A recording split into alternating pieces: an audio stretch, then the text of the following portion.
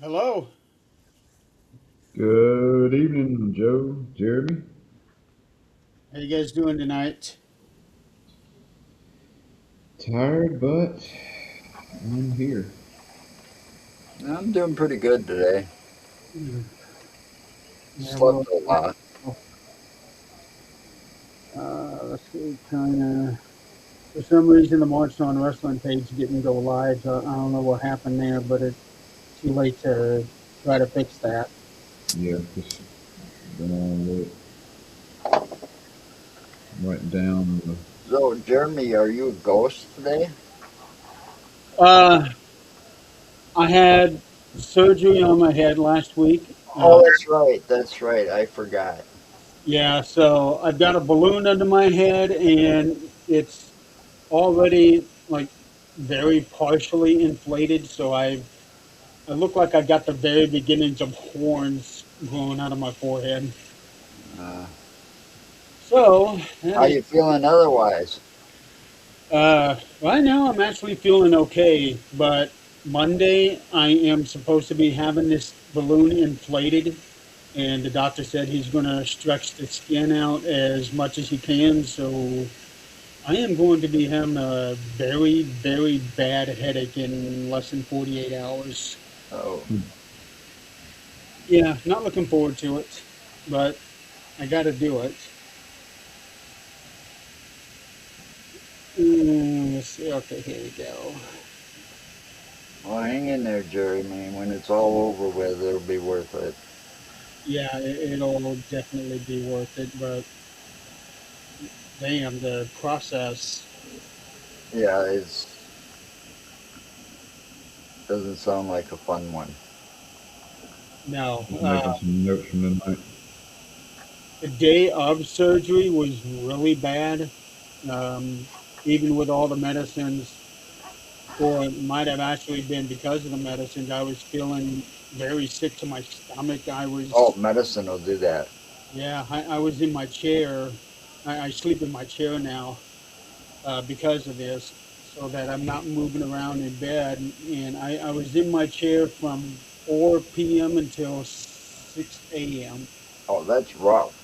You know, having to sleep in your chair, and I know it's like a necessity because when I went through what I went through, and it not got nothing to do with the way you did, what you went through or going through. But I had to sleep in a chair because I had that Hickman catheter in my chest. So I had to be careful so I wouldn't roll over, or, because I moved a lot in my sleep. And man, I didn't sleep too well sleeping in a chair. Well, what you went through was life threatening. What I'm going through right now is not. 4 years ago it was, but right now it's Yeah, not. but still, it's life changing. Yes, yes, sir. And it's more of a drive. See, I still have my identity in who I am. All right. Yeah. I don't have to get up and look in the mirror and see somebody different. You know, that what I used to look like. Yep. I know. As we get older, it becomes apparent that Well, yeah, that happens too, because I got this gray down here first before I got all of this, and I thought it'd be the other way around. yeah, I get a lot of gray here whenever I don't shave for a little bit, but I keep all this really short. But I look in the mirror and I see my grandfather. Start to see my grandfather coming out. I was like, good Lord, I'm getting old. Well, I'm lucky I don't see any of my relatives. My dad was a drunk, and I don't look nothing like him. Even though I grew up having them say, "Oh, you look just like your dad. You're going to be alcoholic just like your dad." I don't That's drink good. alcohol. I don't look like him, but my younger half brother does. You know, Are I you watching the post show, Jeremy? I got the post show on. They have Paul Heyman on right now. They just got done with Jacob Fatu and I'll probably watch it tomorrow. the I wife sounds like the wife's watching it now. I can hear it. okay. All yeah. right. So we just got done watching night one of WrestleMania. Um, but before we get into that, we're going to talk very briefly about SmackDown last night. They had the Andre the Giant Memorial Battle Royal. Um, I did not count how many were in there. I know initially they had 30 wrestlers in I there. think that's what it was last night. Okay. You kind of saw the ending coming. I knew kind of who was going to win by the way they were kind of hyping it up. Yeah. Now finally, I kind of knew the last two that were going to be in there, and I was like, yep, I called that one. Yeah, it did Yeah, seem they made that pretty obvious. that's yeah. But I was happy to see Otis in the last three. Yeah, Otis was last three. Akira was last five. Shinsuke was in there. I saw him, which I'm looking on a TV screen of somebody else streaming it, so it's hard to see a lot of the action and all that. So it wasn't really into it that well. Yeah. Uh, poor Kit Wilson was the first one out. Yeah, him and his lemons, pepper lemon stuffers, or however he says that. Oh, that's trick. He wasn't in there. Oh, Yeah, what the heck was that damn gingerbread bullshit last night? I really thought that was Sammy. I was fully expecting that to be Sammy, and then him surprising Trick and laying him out.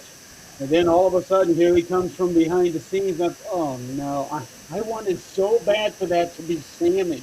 yeah, I Don't was too. don't be surprised if the gingerbread thing comes back out tonight and somebody else in there. It'll You know, probably end up being that Yachty guy. Okay. Uh, had the Hall of Fame last night. yeah, Hall of Fame. They they need to come up with something different because it didn't start until midnight on the Eastern time zone. Yeah, it started at 11 o'clock here. Yeah, so a little bit easier on you guys. Nah, it wasn't too easy either. I'm getting old. Well, You there know, is that midnight, I feel hour, you. it didn't get over until almost 2 o'clock, 1:30, 2 o'clock. yeah. Yeah, I was sleeping by then. I chose not to. It's like I'm not staying up and Yeah, watching the Hall of Fame. I'll watch a replay of it. I barely kept my eyes open for it. I during that last hour I was really struggling because I had already been up since 5:30 yesterday morning. Um, Yeah, I was at work, or was I? Was I at work? No. What the heck was I doing?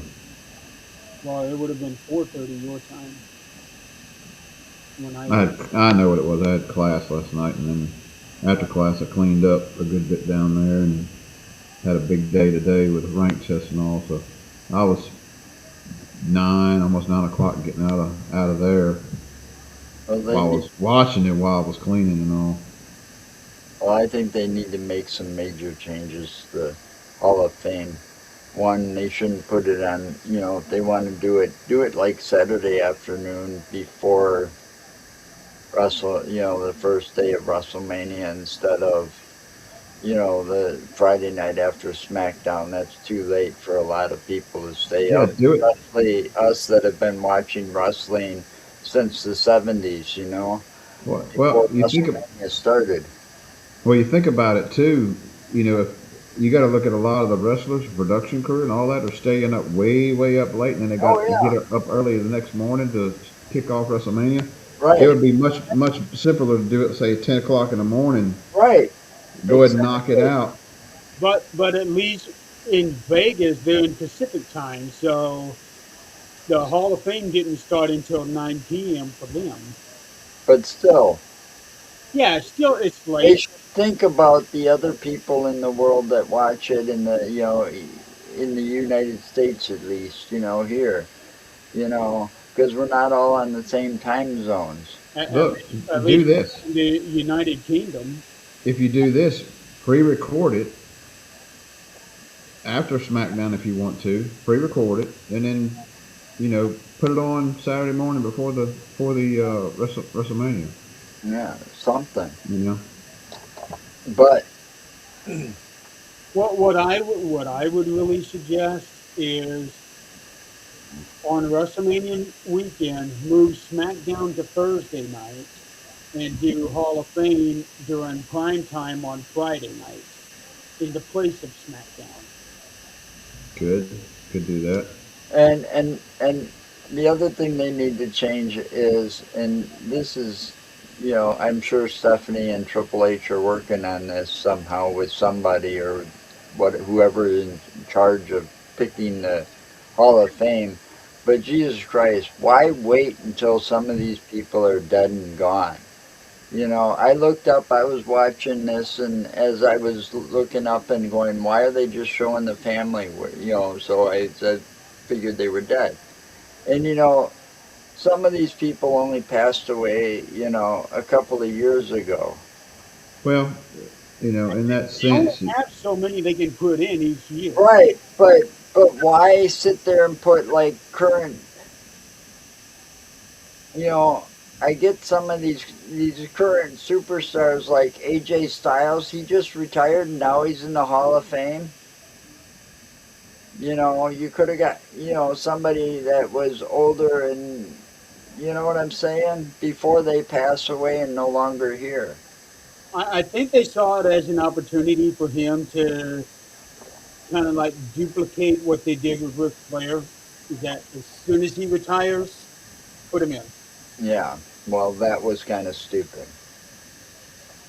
I'm I'm not saying AJ, I'm not taking away from anything AJ's done because he's been, he traversed over what 3 or 4 different plus to Japan wrestling, hmm before WWE, and he got there and he accomplished so much in such a short period of time when he got WWE.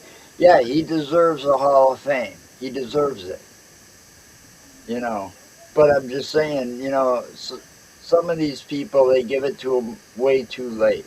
well, some of these people they put in there don't need to be in there. Yeah, But Dennis Rodman. I mean, that was a I joke. actually agree with Dennis Rodman going in because he was very involved and very instrumental for the NWO. But still, Yeah. So in his case, I there am were. in full agreement of him, but somebody like Drew Carey, no. well, Yeah. even I mean, there's other people that could have got in there before Rodman. Hi, There's Cindy. more deserving Oh people wow. than Rodman. Don't giddy up. How you been, You Cindy? Long time no hear. Oh, she's a friend of yours, Joe? Hey, Cindy. Yeah, I've known Cindy since high school.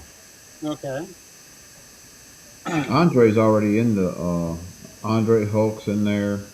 Yeah, that Um, match though, that match being inducted into the Hall of Fame, that should have been done a long time ago if we were going to do that matches. should have been done a long time ago too. Why both of them were still alive, but that Oh, on no the chance for thing, Andre. they like kayfabe. All right, they've let a lot of secrets out, right? We all agree on that. A lot of their secrets are out. Okay, they failed to mention, and they should have mentioned that if it wasn't for Andre allowing Hulk Hogan to body slam him, Hulk Hogan would have never been Hulk Hogan.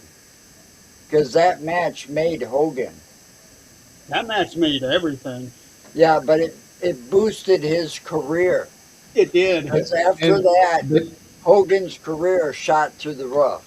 and they put big hype on him body slamming. Andre had been slammed before, Big John Studd. so I mean, Right, but Andre wasn't the size that he was before. true. He right. wasn't as in bad a shape as he was But that's when I he was fought just Hogan gonna either. say when he was in pretty bad shape when Hogan slammed him because Hogan had to be careful how he did it and stuff because of that giantism disease wreaking havoc on Andre's body. Yeah. You know, but Yeah. Andre wasn't gonna let Hogan do that at first because he kind of pissed Andre off. And then somewhere along the line, I think Heenan talked him into it, because it was kind of like passing the torch. But Well, and Hogan was like disrespectful to Andre and pissed him off, and then he's like, "I'm not going to do it," and then he decided to do it well, that because was kind of They, there they, was no way anybody would slam Andre the Giant without Andre's help. You well know. going back to Hogan. I mean, he did a lot for the business, but he was, you know, known to be, looking out for Hogan and only Hogan. Oh yeah, there's a lot of women wrestlers. Oh well, yeah, we just but Probably not and the they same actually ones you wrestle, remember those in the. and we, they actually wrestle now. They don't. They're not just there for looks. Yeah. we just had 3 matches today, and They got all they got the same belts as the men do now. yep. You got two heavyweight titles, Intercontinental. Intercontinental and the US title, and two tag titles, two sets of tag Hmm. titles. No, one set. One set, oh, is there, oh, yeah, that's right, just one set, but the men still have two. Yeah, they don't have a deep enough roster for a second tag title. Honestly, I don't think they really have enough women to support 2 secondary titles. I think they should. Well, no, those two secondary titles were necessary. Yeah, I get that, but my thing is, there's not a whole lot of women. They need a lot more on the main roster to be able to support those 2 titles. Well, there's only so Well, much time you can get into the programs. they got Oh, to start they have time to graduating get some on of there. them They from just running those NXT. damn ads. Well, they gotta start They're going to keep the graduating ad. them faster from NXT and start doing some cross promotions and bringing some of them women over from what is it? Yeah, TNA or TNT or Impact. NXT. They got that dual contract or something where they can cross over with the wrestlers. Well, they got Sol Ruka and JC Jane that are supposed to be moving up. I'd like to see Tasha. Zarya's going to have to move too. Huh? Zarya's going to have to move too. They might hold her. They might hold her for another year. If I was going to put Soul up, if I was going to bring Soul up, I'd bring Zarya up too, just to continue the feud in the big main roster. I think they finally settled that feud on Tuesday. They had a last woman standing match. I Well, think. what I'd really like to see them do, and somehow along the line, Mercedes Monet, aka Sasha Banks, would have to return first. Okay, but I only hear about it. I never got a chance to see them, but get the four horsewomen back together: Charlotte Flair, uh, Bailey, um, And Becky. Becky Lynch, and Sasha Banks. Um, right, They were talking about him all tonight during WrestleMania. I right heard them after mention. the women's tag match, the Bella Twins, AJ Lee and Paige did a poster, and somebody said that this was the original four horsewomen. So what I would like to see are the Bella Twins, Paige and AJ Lee versus Sasha Banks, Becky, Charlotte, and Bailey. Oh, that would be a hell of a eight-woman tag match, wouldn't it? Yeah, it would, and it could be either a standard 8-woman match or a Survivor Series type match or a War Games match. Because right now, Paige has no ring rust on her because of the fact she was wrestling over in AEW or TNT Impact or whatever Well, her under last her. match was a year and a half ago. Right. She had to wait for that contract, that non compete thing to run out. Right. And see, she was going by her given name where she was. Mm-hmm. Yeah. But when she made her return, the roof flew off that place. Oh, it sure did, and especially when she tagged back in. But before we get into that, um, I went back and checked. There were actually 26 wrestlers in the battle royal last night. There were 26 of them. Only 26. There should have been 30. There But should anyway, there should have been 30, but there's a on Cage Match they have everybody listed. Now I said there would probably be two or three from NXT in this battle royal, and there were. Shiloh Hill was in there. There are a lot of people are high on him. You had Joe Hill, and I didn't take into account that they might call up some AAA wrestlers for this one. So they had Psycho Clown. Mm-hmm. Saw him. yeah. Yeah, And and wasn't, was, I think I saw Mr. Iguana in there too. no, he wasn't in. He wasn't in it. No, he wasn't. Nope. It's the Psycho Clown. Yeah, it was Psycho Clown and one of the other clowns. I can't find his name right now. But they had two of the clowns in there, and Psycho Clown I think is the one that And tore off his face. yes, I, Yeah. I That love was cool. I love it when he does that. That was so cool. Um, so Royce Keys won the battle royal. My picks, I had three of them. Either Royce Keys, Aleister Black, who also happened to be in the final four, and Damian Priest. But he wasn't in. He wasn't in there. Yeah, I think Apaka. I knew Royce was going to win it just because of the hype that surrounded him.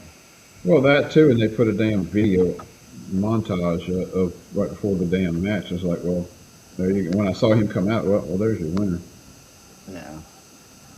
Yeah, if they book him right, he'll be a huge star. Yeah, he will. So, um, Hall of Fame. Stephanie McMahon was the first one inducted. I was kind of surprised by that because usually the headliner goes last. But if you recall, a couple years ago, Paul Heyman went first, and that was at his request. And I'm going to guess that Stephanie requested to go first because she did not feel like she even deserved the Hall of Fame, much less being a headliner. But she did. She did deserve it. She absolutely does. I know there are so many people out there in the IWC who say that she doesn't deserve it. You know what? They can suck ass. She, Yeah, because, well, you think about it. All those women that were sitting there in the audience, were basically praising every word she said. Nothing came out of Stephanie's mouth that wasn't true. And when they sat there and said, well, she did this, she started this, and she got it so they didn't call it the Divas title anymore. right. There were no more bra and panty matches. There was real wrestling matches for real titles. And she was very instrumental behind getting that to be what it is now. Well, she had a fight against, you Her know, dad. her dad, who was a jerk off when it came to women, you know. The early 2000s was not a pleasant time for the women, for sure. That was where they were doing those bra and panty matches. They had the like like shallow matches, the uh, where they had that Bikini contest and the wet T-shirt contest and Uh, the Yeah, Yeah, They're just there for eye candy, you yeah. know. but I am going to I will say this because for the time period, it actually fit because there was a lot of sexuality out there in pop culture, and Well, he was just following that trend. that attitude era, you know, was a totally different time than now. There's a lot of stuff in that attitude era that you could not do now. No, you couldn't get rid of. Yeah, you couldn't get away with half that shit. No, I wouldn't even say half of it. I think that's being generous. Well, think about it. Degeneration X used to come out saying "suck it." You know, they still get away with that once in a while, but they don't do that too often. No, And you still see wrestlers doing the chop, yes, they do. you know. Um, But there's a difference between doing the gesture and some of the other things. Hmm. they're doing it, but they're not saying the, I got two words for you. Yeah. Well, no, they're saying that phrase, but they're letting the fans say it. Right. Right, Uh, but but but in any case, Stephanie McMahon was very instrumental into getting the women's wrestling division to where it what is it now. is today. Yep. Yeah. Um, and the women's wrestling, they are with few exceptions, they are so good. Yeah. Well, look how many times they have the women main event. Exactly. You know, compared to say 10 years ago or 20 years ago. The women never main evented anything. 10 years ago, you were lucky, if you had a women's match on a Right. PLE or pay per view. Yeah. And tonight we had several. You had three Hmm. of them. Yeah. I was actually kind of surprised to see that they had two of them back to back. I thought that was pretty big for being a WrestleMania. But So see, that, you never, you know, you never would think that the women, and they have, because it happened at past WrestleManias, but they've main evented a WrestleMania. yep. You know, And that made national, worldwide news, really. yes, Yeah. And and Well, it broke barriers for them in the wrestling world. They're not you eye look, candy no more. you look, how they are in Saudi now. You know, yeah, not compared once to they didn't have women even go. Now they have right. multiple matches, including the women's rumble. Hmm. Yeah. That's a huge step.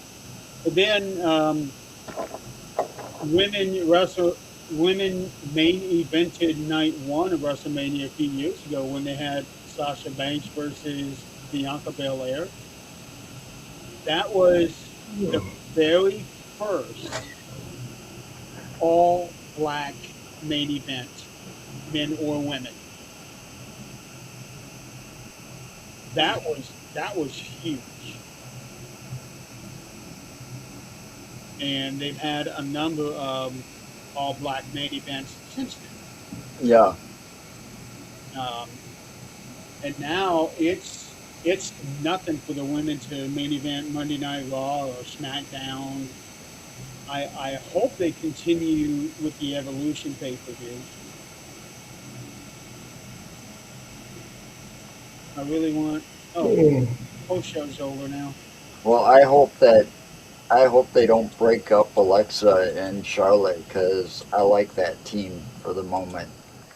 I You know. Yeah, for the moment, I want to see Alexa go to the Wyatt Six. Yeah, I know there's been a lot of talk about that. I've heard that, and I'd love to see Braun Strowman come back and join him too, but I don't think it's going to happen. I'm not sure if he would be a good fit for them anymore. Yeah, but he sure would even the number odds. just one of him against five other guys. There's your Well, champion. look at the way the MFT is. Oh, I know, I know. Well, they're fixing to have some storyline problems, Yeah, I or saw that. problems in their storyline, Yeah, I with their storyline, I guess you should say. Yeah, I don't know. Tom is going to end up going on his own. Somebody, Yeah. yeah, somebody wasn't too happy. I was just gonna say they wasn't too happy with Solo. Yeah, I wouldn't be surprised. Maybe not backlash, but um, if they're able to stretch it out enough, they would probably have Tama versus Solo at SummerSlam. Or they're Uh, going to do the same thing they did with Jacob. You know, Yeah. Yep. Okay, so Stephanie McMahon, I thought she had a great speech. I loved the part where she just started naming like 100 different wrestlers in 30 seconds. yeah, It was almost like she was rapping those names. Um, and then she turned heel for the last like 2 minutes of her speech. I thought that was pretty cool. yeah. I thought that was kind of funny. Yeah, it was. Um, and then they did the video induction of Bad News Brown. I was a big fan of his. I thought he totally deserved being in there. It would have been nice if there was a full induction instead of the video package, and same thing with Sid Vicious. That's because neither one of them are alive. I know, but they still in the past done Had the full, family come up and accept. yeah, yeah, hmm like They with didn't do that. I know that was kind Randy of upsetting. Savage, Gorgeous George, Eddie Guerrero. I would like for them to continue that on and leave the legacy wing for those like 70s and on down. Because that Bad News Brown's family was there. And you saw an official go out to give him the ring.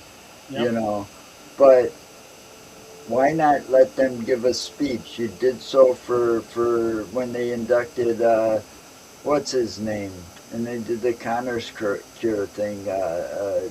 Warrior. yeah. Oh, the Warrior. They need to bring that one back too. Yeah, that's the other thing. That would be always presented during the Hall of Fame ceremony, and that wasn't. Yeah, but they stopped doing that award when they released Dana Warrior. No, that's bullshit.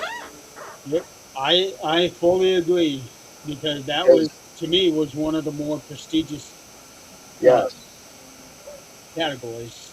yes, it was. Um, so they also had this one here has got some. This one here is a mixed bag. To me, it was the all-time worst speech of all Hall of Fames. But a lot of people are saying this was one of the most emotional speeches. But I couldn't understand half of what Dennis Rodman was saying last night. I couldn't understand a fucking word that came out of his mouth. Yeah.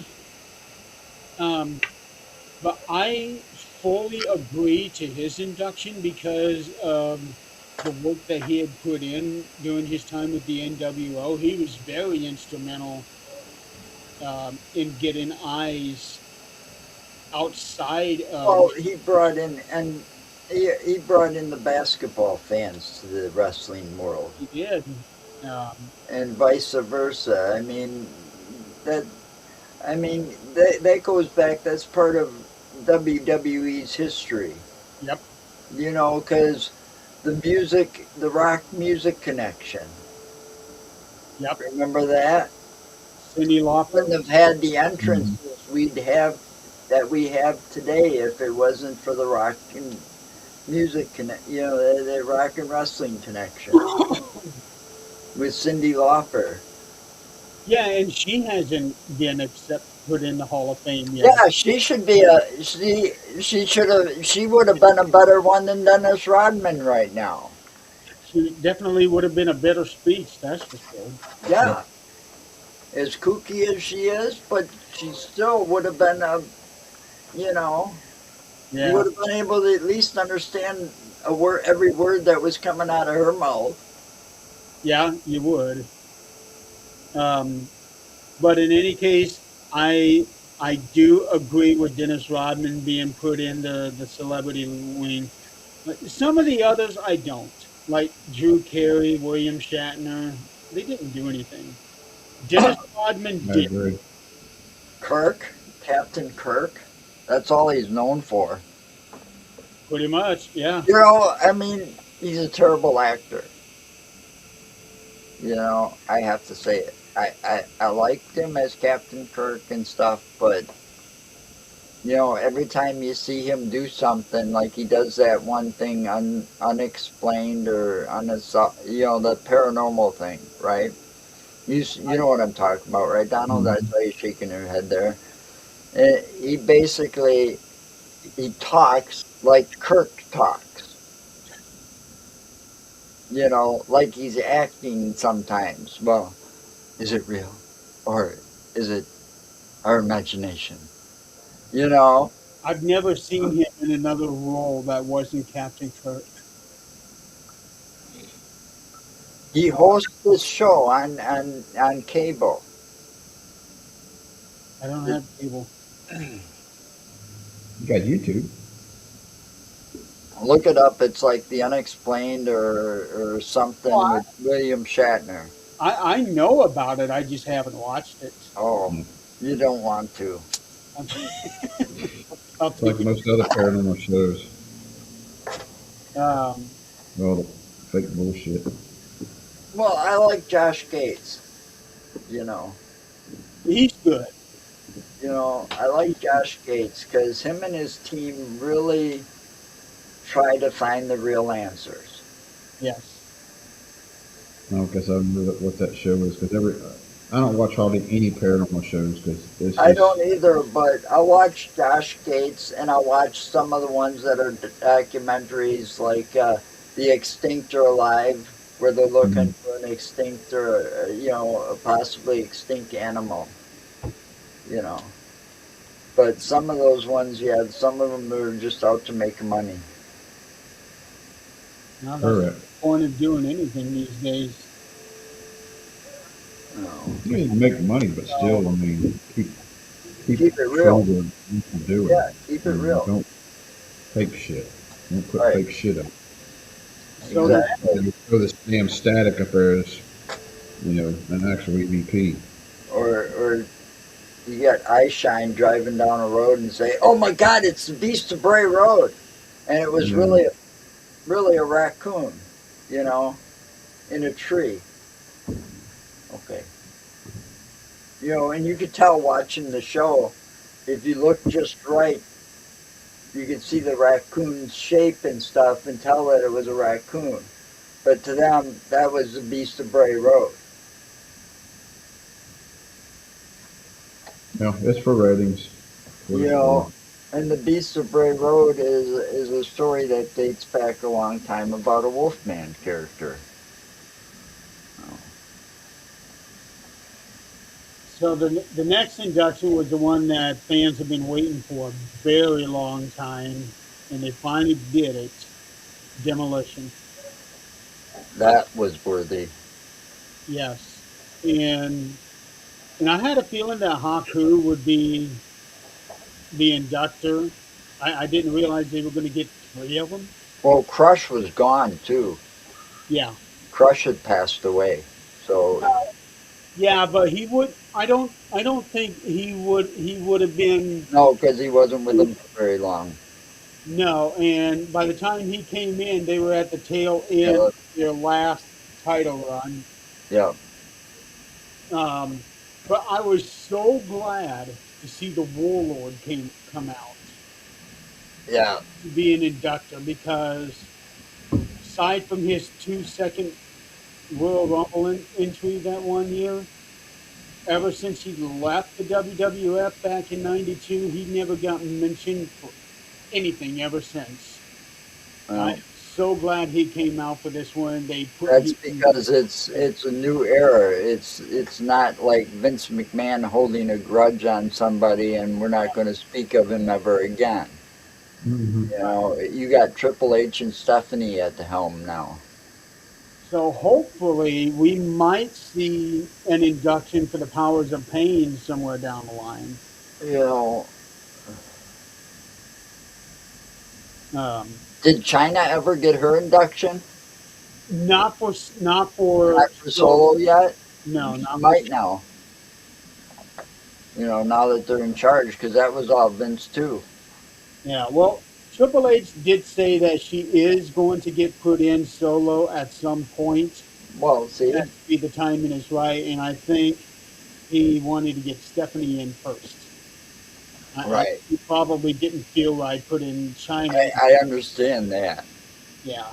So I wouldn't be surprised if they get her in next year now. Bill Eadie acts, I thought, looked really good for being 78 years old. Um, Smash was 67, I think. He looked pretty good too. And then the final inductee of the night was AJ Styles. He kept it short and sweet.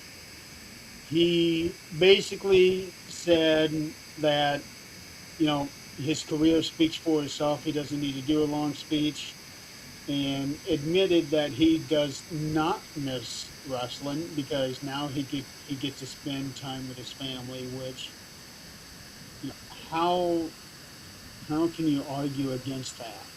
You can. Right. You Um, know, Well, you're but gone for so long, with on the road doing the work, and you're away from your family for most of the year. Missing birthdays, missing holidays, missing anniversaries. right. So now he's able to concentrate on just you know being a dad and husband. Yep. well, and he's been traveling and doing this for well over 20 years too. Hmm. You know, not just in WWE. Right. You know. He was actually in WCW before that Oh, closed. that's right. He was, wasn't he? Yeah, for like 2 months. He was there for 2 months before McMahon bought it. But what about Sid Vicious?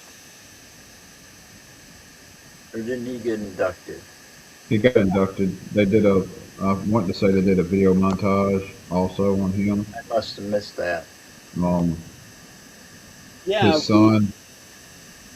talked I about. saw Yeah, I saw a post on Facebook with his son and all that kind of dogging WWE about the whole way everything was done. Uh, when in regards to Sid and all that. And he should have waited until Monday to make that post because exactly. they, they came out tonight, and then they'll be coming out again tomorrow night. And I'm thinking, holy cow, you couldn't wait two Yeah, days. that's what my yeah, that was my thinking too. Is like, look, just hold your tongue for till this weekend is over. Yeah. And if you want to say whatever you want to, go right ahead. But and it may be the point where he doesn't give a shit. And I see that side too. Yeah, I can see. Um, but I think they should have done. They should let the families come up and talk briefly. Let somebody come up and talk. If he was not the family, you know, somebody that knows the wrestler, personally. But, like JYD when JYD went in the Hall of Fame, his family come up and talked, if I remember right. Um, JYD was so I mean, class you of know, just '04, I think. just doing a video montage a lot of times, I could see some in some instances, but you know, Sid I think deserved a little bit more Hmm. uh, than what he got. Sid was always One of my favorite ones in Continental Championship when he was Lord Humongous. Um, so And he was 45 years old too when he died. And that's the same age I am right now. That's because no, I'm not going to get into that. That's Sid controversial. Vicious was 45. No, I thought you were talking about JYD. Oh no, no, I was, but I got back on Sid. No, But Sid was Sid, 63, I think. yeah, um, JYD was one of my. I don't know all those old wrestlers, man. I love those Yeah, old my wrestlers. mom. He was one of my mom's favorites because of the way he danced around the ring. Yeah, I Kind can't of listen like to it. like kind of like Fatu Yeah, Jacob. I can't listen to the Queen. Another one bites the dust without thinking of JYD coming down to the ring. You know, He doing had the whole dance on the apron, Yeah, dancing with the kids.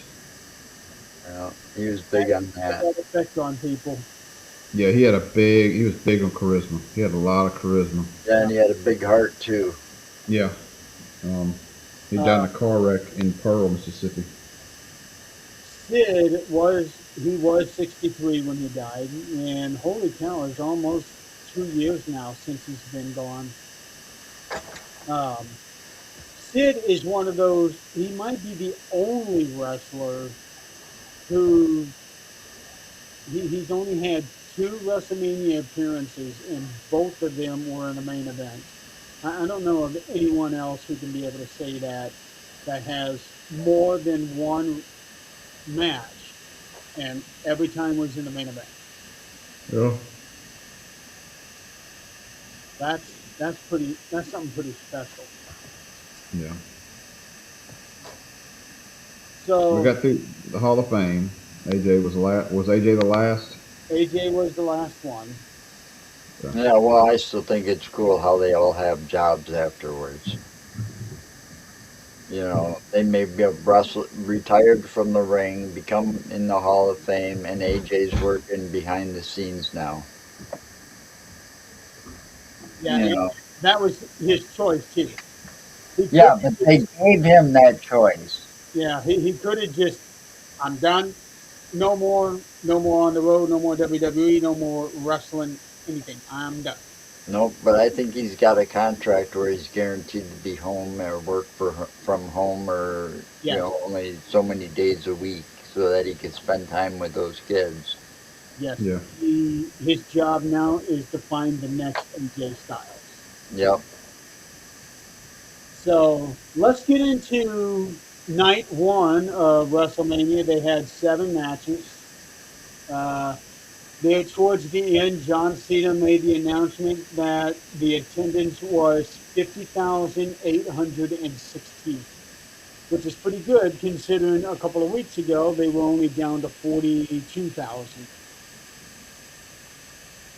Um, and the stadium did look pretty full. Yeah, I saw a couple shots, which nowadays you can't tell what's real and what's not anymore. Yeah. That is true. A lot of AI going on. Yeah. Well, I don't know if they'd be able to do AI for a live shot. I Who don't says know. it's live? True. There is like I think a 20-second delay so that they can bleep out or anything or black out stuff. Well, they didn't seem to bleep out much tonight because I sure was listening to the things some of those wrestlers and crowds were saying, and man, they dropped some of those bombs that you you would have been sure if that was on Netflix or anything else, that would definitely been bleeped out. Oh, they would have done the first hour, that's for sure, because the first hour of Mania was on ESPN2. Hmm. Tomorrow, the first hour is going to be on the regular ESPN, which that in itself is big news. Because Well, I don't know. I heard the F bomb and that this and that dropped a few times, so during the first hour, I don't know. I don't know which one was which. I didn't have to do the switching and stuff. I just was Yeah, I watching. didn't either. I was I watching got straight from my app. I well, I got some kind of subscription to the cable for ESPN, so it goes Disney, Hulu Plus, and ESPN something. And so I just found it on ESPN, and I didn't have to switch from 1 hour to the next. Yeah, that's the way mine was on my because I used my Xbox to stream, Yeah, so and First hour for it was me, just I straight. was buffering a lot. Then once it got out of the ESPN hour, then everything was fine from that point on. That first well, hour, the second match was a bitch for me. I missed out a lot of that match because of that buffering. All right. Wow, So something opening right down. Yeah. WrestleMania 42 was the six-man tag match with Logan Paul, Austin Theory, and I Show Speed versus LA Knight and the Usos. This is Yeah, Jay Uso's. it's up sticks. Uh, Jay Uso is now one of the few to open Mania back-to-back years. You Um, know, we talked about him possibly um, turning on his brother during this match. I thought for sure he would. Well, when they come out and his music, they change the lyrics of his music. Now it's, instead of it's just me Oos, it's you and me Oos. yeah, Okay. well, I And don't then think. Jimmy's in there talking too during the lyrics, uh, and it's got Well, the Usos in there. So well, after I saw like that, I was like, then I got to put all that stuff in there and then have him turn. yeah, Yeah, like I see, said a couple weeks ago, they completely changed the theme, and the fans really gave it to them about that. So a week later, they went back to the original theme.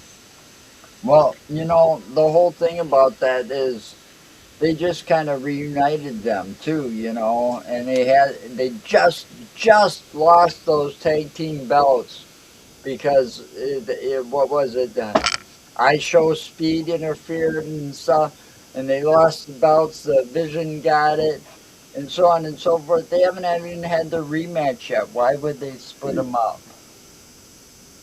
Well, I You know? think that they might have possibly had the idea of him going heel, but with a backlash on the song and so forth, I think it's like they probably let's try this for a little. Let's try this way a little bit longer before we turn it because he's been hinting for a while about just getting fed up with the goody goody stuff and still coming out on the bottom end of stuff.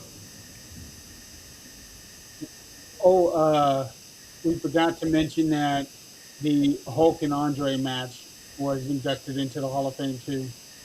Yeah, that statue was pretty cool too. Yes, it was. I wondered if it would be that or if it would be the stare down that they did at the beginning of the match. But I think they made the right choice with the slam. Yeah. Like I said, even though they should have just said, if it wasn't for Andre, that match would have never happened because Andre had to have let Hogan do that. Yep. Because if Andre didn't want you to slam him, there was no way in hell anybody was going to slam him. Well, Nope. you couldn't pick him up. You can't just Well, deadlift him on your own. not just that. You know, you think about it, and you think about the disease he has, and that's also why they kind of claim that remember when Paul White, aka the Big Show, first was booked in WWE as Andre the Giant's son. He's Right, they only booked him got as a one giant. kid. We saw her tonight, or last night at the Hall of Fame. She was there. Hmm. That induction of that match. Speaking of her, did you notice that the dress she was wearing was reminiscent of what Andre wore? Yep. I thought that was a nice touch too. Yes, I thought so too. Yeah, But that whole thing was, they booked Paul White, but Paul White, all he had in common with Andre, he got the He's same big. disease. yeah. Yeah. But it's because they had the same disease. He didn't stop growing when he should have stopped growing. That's because he elected not to have that surgery that Paul White did end up having. Yeah, Paul White ended up smart because he didn't want to, Die because the young. weight of the Andre, the weight of him and everything, it leaded to his demise. He was in a hotel room in France visiting, and he died of heart failure. He was actually back in France for his father's funeral. Oh, that's what it was. I knew he was back visiting for some reason because his best friend found him. Yep. But I thought that was pretty cool that one, Jimmy Hart did the induction. Yes, Um, that man does not age. So like Dick Clark. seems like he found like the The elixir of life. there's something. Yeah, He looks exactly the same as he did back in 1988. yeah. When he did the Heart Foundation, Yeah, it's unreal. Um, and he is still very I active. love the South carrying around that bullhorn. Yep. And he still does carry it around too. Yeah, he does. Um, I was wondering who they would get to do the induction for that one. Um, so Jimmy made sense because everybody else is gone. But Bobby's gone. Jimmy was right there too. Yeah. Uh, It was Jimmy and Bobby the Brain Heenan, Andre the Giant, and Hulk Hogan. well, You know. there's also Gorilla Monsoon, Oh yeah, Gorilla was there too, wasn't he? Gorilla, Jesse Ventura, but I seriously doubt Oh, they they not have done the induction for that one. There's no way.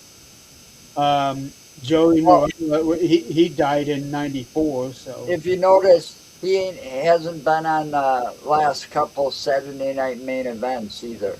I know. That's because he said something or spoke his mind like he usually does, but he pissed off the powers to be. Well, his contract also ran out too. No, He was only signed for 1 year, I think. no. Well, then maybe he went back to Mexico and went back in hiding. No, he's in Minnesota. Last last I heard, he toying around with the idea of getting Minnesota to secede from the U.S., but I don't want to get into politics tonight. Yeah, and that's not a good idea. No.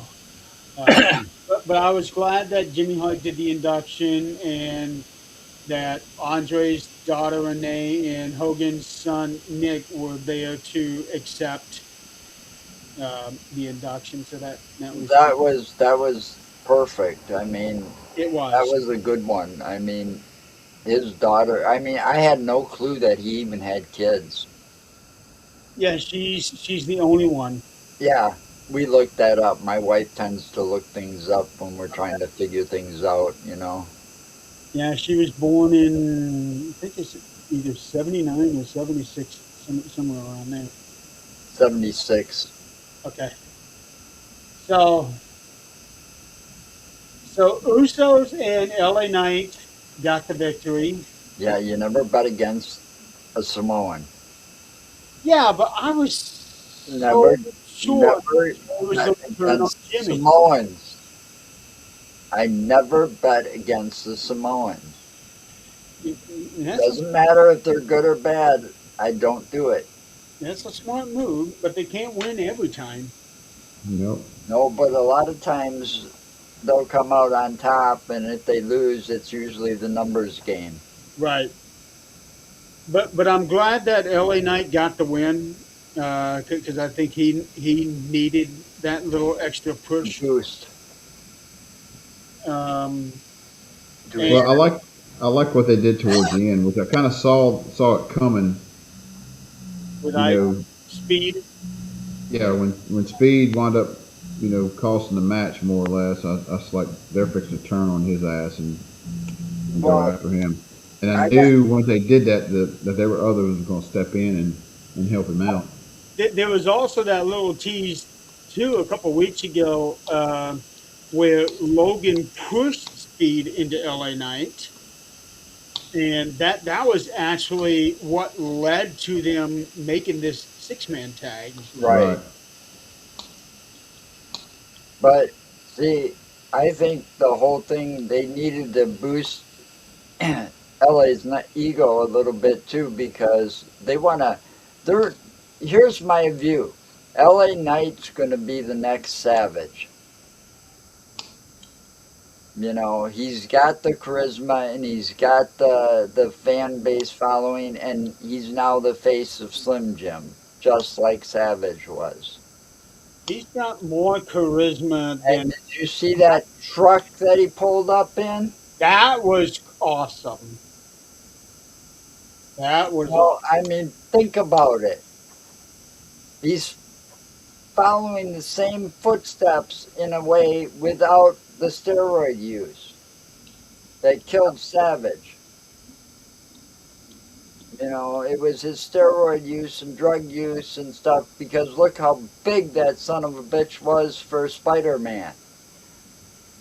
what Mm-hmm. Spider Man is doing half of his WCW. Bold saw. Yeah. But just look how big he was. I You know. don't get that big that fast without some help. That's like Jinder Mahal and Drew McIntyre. When they first came over, and what's his name? Bad News Barrett should know this. They were not even, they were a shadow of what they are today. And steroids made them what they are today. Well, They, you look at but Savage got the thickness that Scott Steiner got. hmm Because he that. did Yeah, it that's right. another Well, he one. did it right. He did a lot of working out. And Yeah. see, Drew McIntyre is going to end up like Chris Benoit.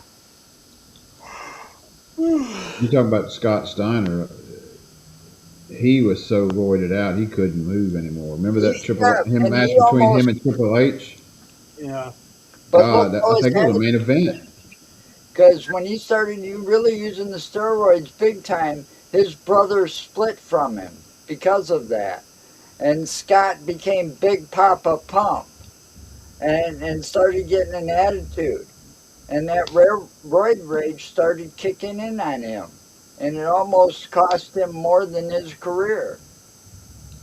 Well, Rick got pretty big too at one point. Right, but Rick was doing a lot of it all natural, like spending a lot of time in the gyms.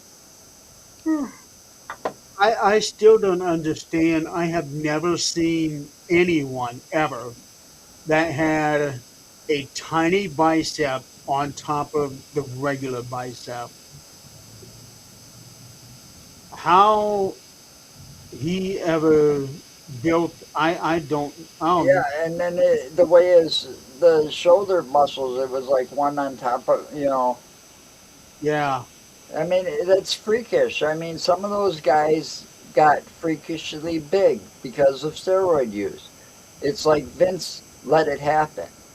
Well, no, Well, this was while he was in for Scott and Randy. This was when they was in WCW, so Vince didn't have anything to do with that one. But it's where it started in WWE, and Right. you know, because those guys were in WWE. Well, not Randy, but before everything took down in WCW. But all the wrestlers were doing it. I mean, because you go away for a couple of, a year or 6 months or whatever because of an injury, and you come back twice as pumped. well, Triple H Come did that on. one time. Yeah, Triple H is another one Triple for H did that. that, and so did Vince. Yeah, Vince came back one time, and he was yeah, all and fucked it up. was all fucked real up. bad. So so LA Knight got the victory. He needed that extra boost, like you said. Yeah, because I think they're making him the next Savage, like because he's like the he is doing such a great job with those Slim Jim commercials. They had Jay doing it with him at one time, and they got the other wrestlers doing, and it seems like it ends up always L.A. Knight. Yeah. Well, he's good at that, especially with the Slim Jim. Yeah, Yeah. exactly. Right, and so he's got a catch that perfect catchphrase, so he can do it just as good as Randy did it. Who would have thought that? Yeah, would have been as Yeah. big as big as it got. So Well, it's kind of like think about it. Randy did it.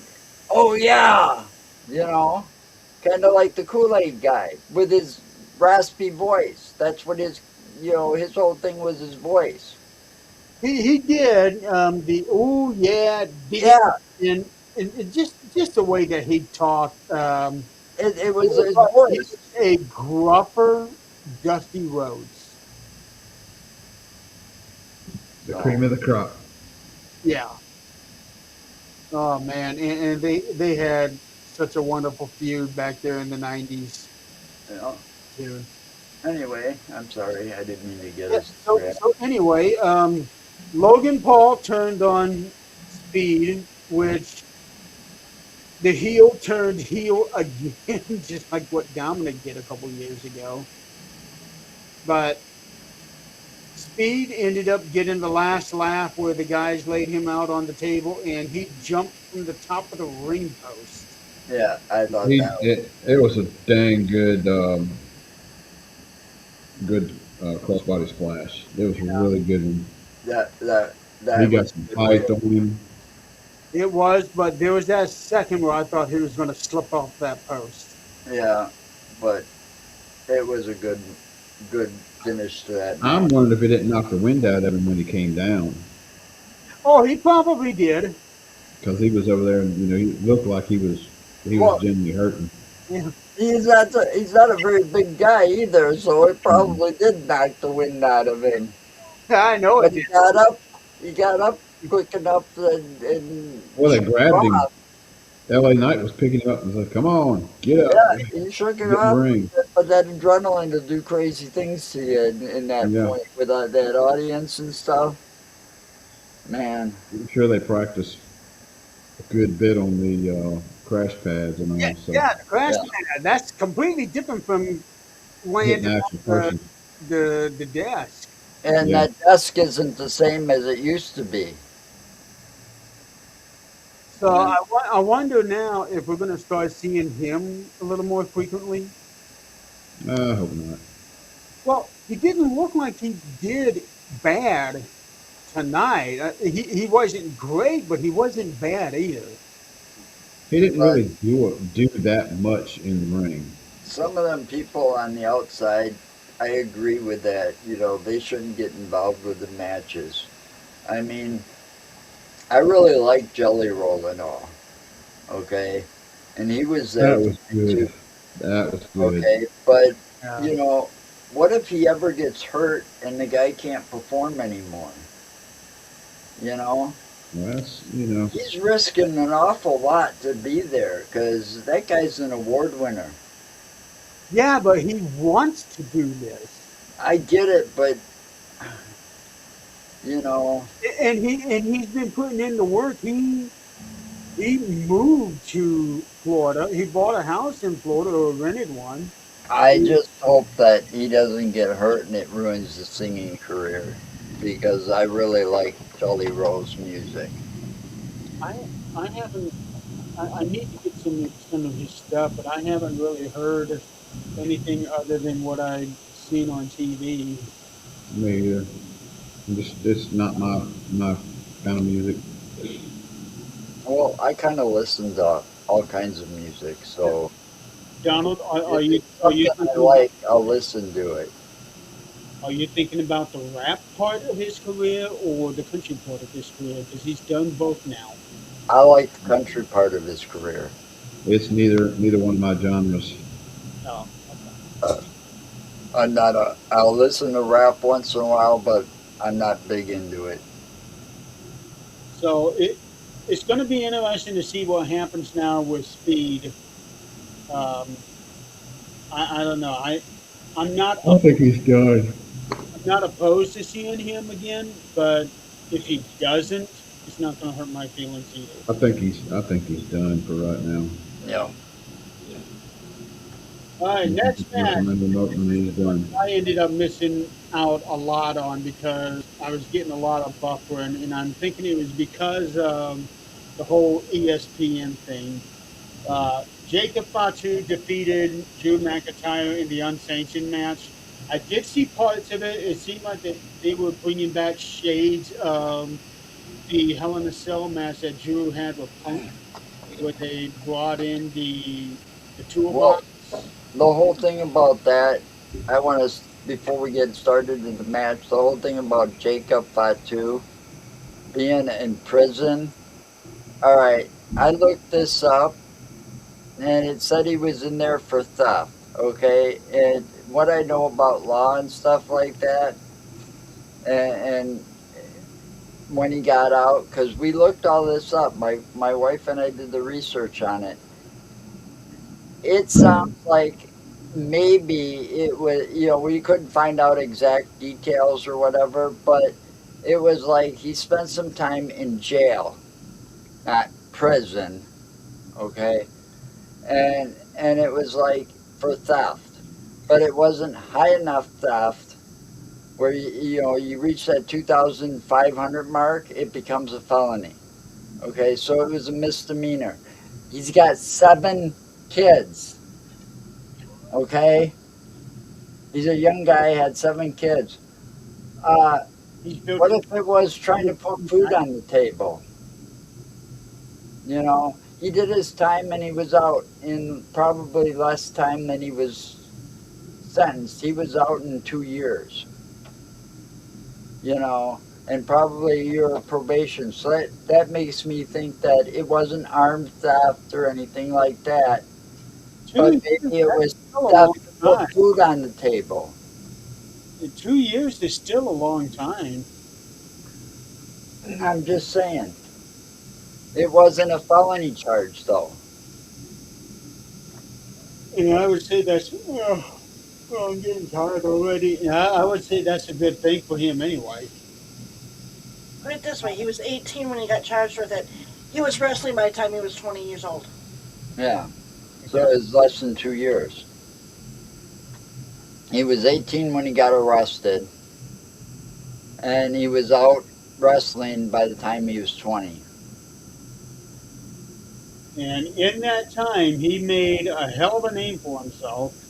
Well, yeah, he's not the same person, and that's what I'm trying to say is I think he did it. It was something like to put food on the table or something out of necessity that he had to do it. What I'm seeing is armed robbery. I didn't see the armed robbery part. I didn't see the armed part. True John Jeff on armed robbery arrested 18 in California. The only thing I'm seeing is just robbery. Yeah, so I mean, still, like I said, 2 years and he's out. Yeah, I'm just saying. uh, I'm that not that was going enough to to judge. I like get this Jacob. fight around. See, I like Jacob the minute he showed up. He is A wild card. well, yeah, he is a wild card. He is also supremely um, gifted. He's so good. I would put him right up there on that same level with Roman right now. Well, yeah, I would too. I mean, I really like the way he does it. I mean, and being called the Samoan werewolf, it suits him. It does. It really does. You Uh, know, and the way he came out dressed for that match tonight, hey, he was ready. he was right. He And was. I like that graphic that they did for him, where they had the, the bars, and they all started racing, and here he comes. Um, the thing that I wasn't a fan of with this match was these guys were hitting each other with everything, including that toolbox. And Drew had taken a wrench and just started driving it into his head. No blood. Yeah, I mean, he had it, basically like this, but like that, Yeah, and just doing it on the head like that, but still, for a match like that, and and have no blood. they Those should have had Samoans are some thick blood. skinned, though. Right. But with it being on ESPN, I can understand why they didn't do the blood thing, which really they should have put one of the women's matches in that first hour for the ESPN viewers. I agree. They should have moved that one into the main show, and then moved, you know, so who else we had? Yeah. Like like say You AJ could and have. Becky, they could have had that one in the But I Yeah, like I hour. like the I way agree. Drew McIntyre backed off though that first time that Jacob had that toolbox and he was going to hit him with it and he kind of fell backwards and rolled out of the ring. Like fuck Yeah, this shit. yeah, that's good storytelling there. Yeah. Um Would have so went Jacob to went, pitches again. that was the right choice. Jacob went over Drew. Yeah, do you think that was the right choice? I do, and I think Drew's probably going to take some time off. Either that, or if he does stay around, then this match is not. Then this feud is not over. But I really feel Drew's probably going to take some time off. Do you have your notes nearby where you and I were doing the prediction? Who did we pick for this match? Uh, on this one, let me get this one. We both picked Drew. Okay. We lost out on this one. Now the first one we both picked LA and the Usos to win. No, I Really, auditioned. not from my notes. Are you sure? Because I was I going was I wasn't available to make Jay predictions. Turning. You did say Jay turns the Yeah, heel. Okay, I see where you did change it. Okay. Well, then you don't get that one. You don't get credited with that one. yeah. Zero. Well, Yeah, I, that didn't do you no favors there. well, I'm not worried about numbers. But I've always said I don't bet against the Samoans, so Yeah, and the Samoans all won, which means Roman will probably end up winning tomorrow. And now, initially, I did say Punk, but after seeing SmackDown last night, I'm really thinking it's going to be Roman. well they're not done with Roman yet. No, they're not.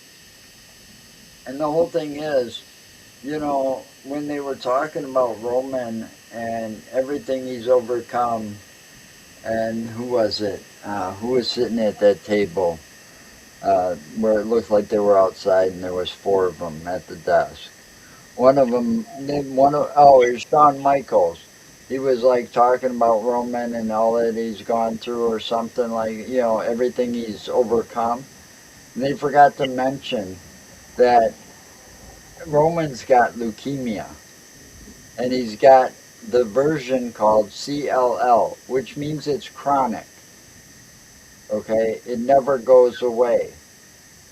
So that's another thing Roman has to overcome. With every single day, he could have medical issues preventing him from wrestling that day. You know, because that leukemia that he has will never go away. There's no cure for it. Unlike mine, where I was AML, I had acute myeloid leukemia. He has CLL or CML. It's chronic. It doesn't go away. And it's So amazing that, when he disappears, he's probably getting treatments. yeah, When he disappears for a month or two at a time. But they're not done with him yet. No, he's still got quite a bit of time left on his. Because that Samoan legacy is going to get bigger Yes, before it's all said and done. I'm waiting on Zilla Fatu to make his debut. You know, there's All right. a few of them that have yet to show up. Yep. Lance. Yep. Lance. Yeah, Lance, Zillow. And then you got all the children. They got like 40 children between all of them. Oh, there's a lot of them. But Yeah. the thing was, there was one, I think it was Lance, that showed up and helped Roman out at one time, and then he was in NXT, and then he disappeared again to NXT or whatever, and Oh, I forgot about that one. yeah, Yeah, you know, that was a few years ago. I was that like towards the very beginning of his uh, long run. yeah, I think it was. Okay. All right, moving on to the next match. We got the Fatal Four Way Tag match for the Women's Tag Team Championship.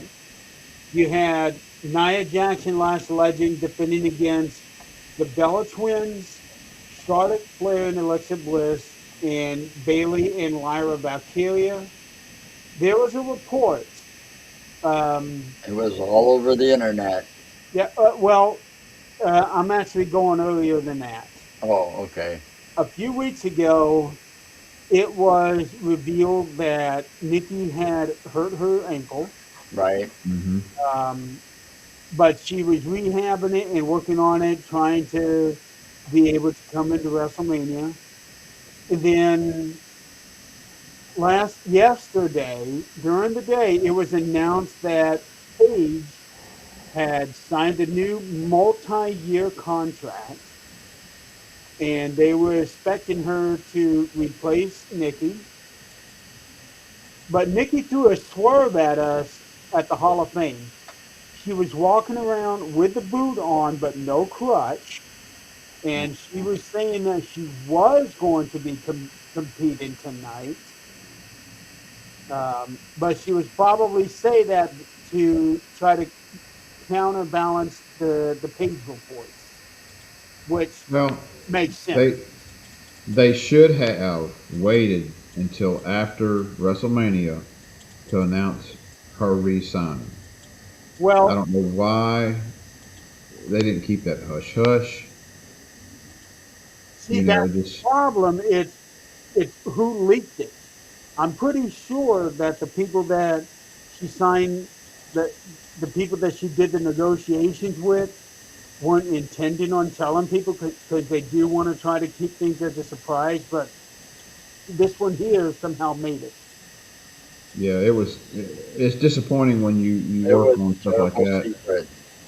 Yeah, it's just disappointing when you throw this get this leak out there and you just ruin the whole surprise. Um, 'cause they were making a comment. I know Joe brought it up before we come on the air, but was making a comment. This big secret. Paige coming re-signing with things like nobody knew. Like shit, Yeah, everybody freaking knew. everybody did. I said, Yeah, but well, damn, that's like he's like, I wish I would have known. It was one of the commentators sitting ringside, and it's like, you dumb fuck, everybody knows. Yeah, yeah, but even it's like though everybody knew, Paige still had probably the biggest pop of the night Right. when she came out. Because, yeah, half those people probably thought it was rumors because, they don't take time to do the research.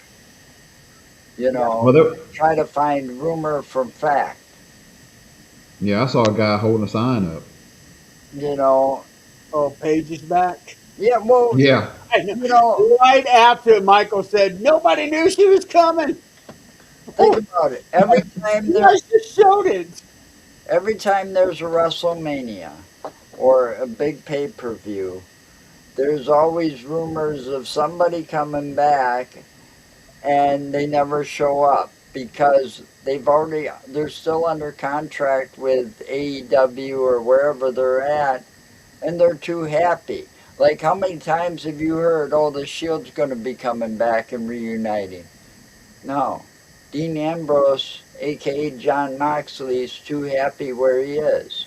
Well, it's different with this because Paige wasn't under contract with anybody. Right. Well, Paige's contract expired.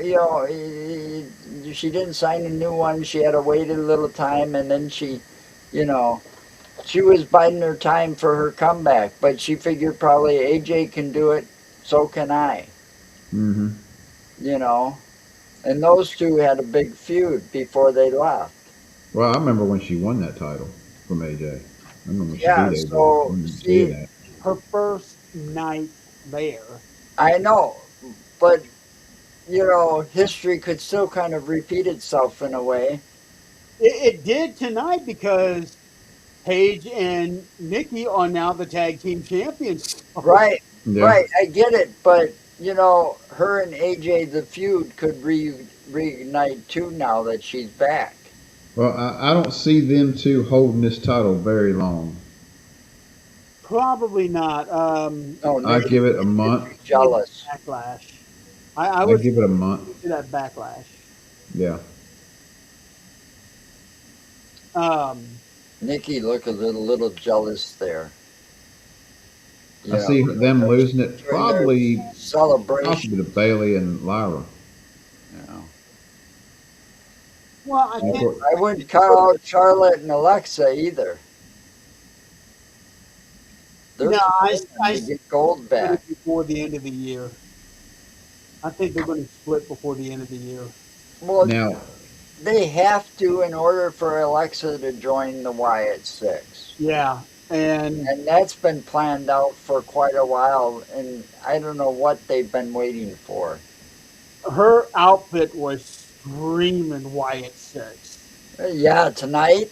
Oh, that was awesome. I was like trying to ignore the ding ding ding of my phone because of it always comes from the show side of everything. So I've got Things Network, Fear Fans, everything over there. So it comes through my phone, and I'm watching it, and I'm like, shut up. yeah, she was when she come out first. When they come out, about their outfits tonight. But when you were saying, earlier, I got it. You were saying about her outfit and stuff, and it's like, wow, now I know what they were talking about. That is fucking cool. Yeah, but yeah, she was. look at it this way: A moth and a butterfly. moth and a butterfly. But there was another aspect to it. Charlotte, she come out looking like a color TV, and Alexa was old school black and white TV. Mm-hmm. And when the Wyatts are doing their vignettes, it's all in black and white. Yeah. She is going to the Wyatts at some point. It's just a matter of when. It's like, look at Nikki. When she comes out in that thing, her face paint and stuff, it's all black and white. It makes them look spookier the way they do it. Yes. Well, even Alexa's makeup that come out, it was just this gray, dark. It was white, Yeah, almost like zombie-ish look to it. It looked freaking awesome. Yeah, she looked really cool. Yeah, it was so good. And also, speaking of cool, when Nia Jackson Last Legend came out, they were doing their tribute to Demolition. What I thought was so cool was with Demolition, you have two white guys wearing the black outfit. Now you have two black women coming out wearing the white outfit. I thought that was so Kind of unique, yeah. yeah. I thought that I wanna was go- I got it right away too. I was like, at first it took like a second to sink in, and it's like, oh, Demolition. yeah. Tribute to Yeah. Demolition because it was white. That's the only thing that threw me. Yeah, I thought that was so awesome. I want to go back to Charlotte and Bliss's intro when they both come down, the ring together, they'll see the difference in the size of the arena colors. Where you had on the left side of here, Bliss was all, that gray and dark, and Charlotte's side was all, Rainbowy. pastels and rainbow stuff. It was like that Yeah. was really freaking cool. Yeah, Actually, I like the contrast that those two because they play off of each other so well. Hmm. It'd be a bitch to kind of break them up, but it's inevitable if they're gonna take Alexa over to the Wyatt Six.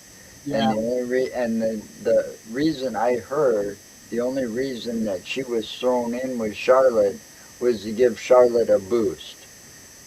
After turning heel.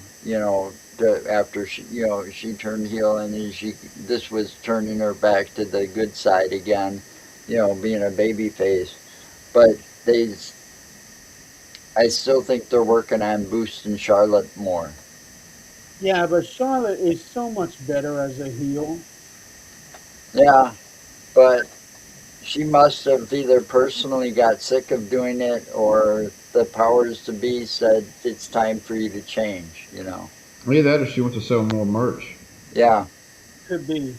Babyface sells a lot more merch after a couple of divorces. Like, hey, I need to cut. I need some right. more money in my bank account.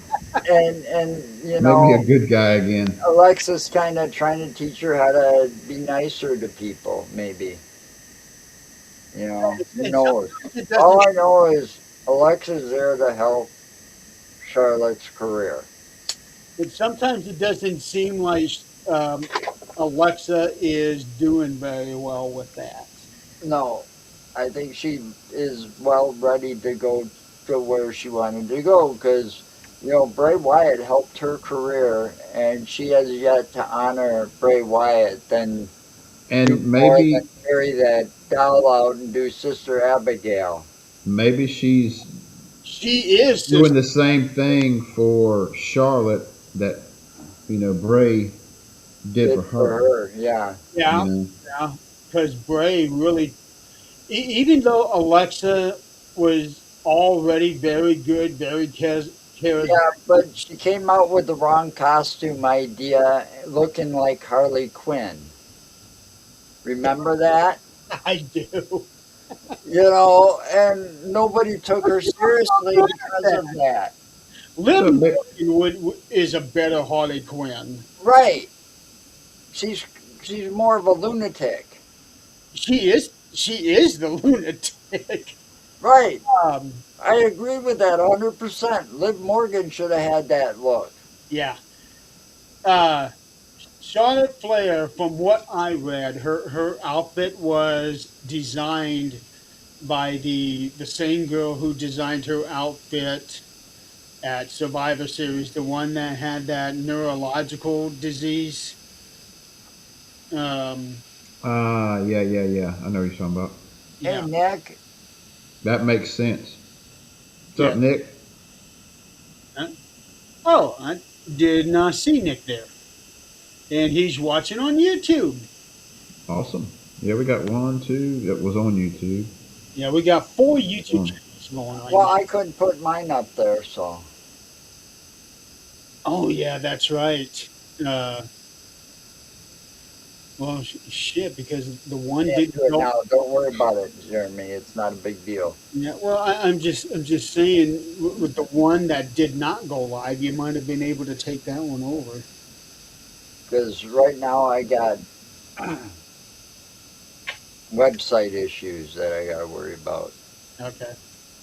So, So I think that Donald and I both agreed that the Bella twins were going to end up winning this match. No, You picked Bailey and Lyra. Lyra. I picked the twins. Okay. I would have picked Charlotte and Alexa because I like them a lot. I thought the twins were going to win it just because they're back together and this whole Yeah, thing but was going to give them their WrestleMania there's moment. some rust in the twins. So One was back longer than the other, and then one get injured. There's some ring rust there. that don't matter. That don't matter in their eyes. No, but still, I'm just saying. And then I mean, if but that the was the way case, it Jade turned wouldn't out, have the damn title. the whole way it turned out, I didn't see that coming. I'm Except that glad. I knew Paige was going to step in for Nikki. I'm glad that they did end up winning, because I think that was probably major validation for Paige. Yeah, but Nikki looked a little jealous. I And got a feeling there could be something happening there. probably will be. So who knows how they'll play that one out. I Hey, guess I could see that going one of two ways. They either turn on Paige, Nikki turns on Paige, or Bree turns on Nikki. no, I don't see Bree turning on Nikki. I do see them turning on Paige, and then AJ gets involved, and it's AJ and Paige against the belt. Oh, That would be good. that That would would be be a real good. hell of a fight. I like the way you think. And then Yeah, they could turn that into Paige and AJ again. Yep, I like the way you think. maybe I should apply to be a Yeah, wrestler. maybe. Some of We've had these this matches discussion they make before. kind of suck. But anyway, So I think they went with the right choice here, Bree and Paige. You could see that Paige was very emotional the second that match was over. yeah. Well, like just like uh, AJ, the two of them have a lot to catch up on Yes, because you've got the Intercontinental belt, the U.S. title belt, tag title belt, and these weren't available when either one of them quit.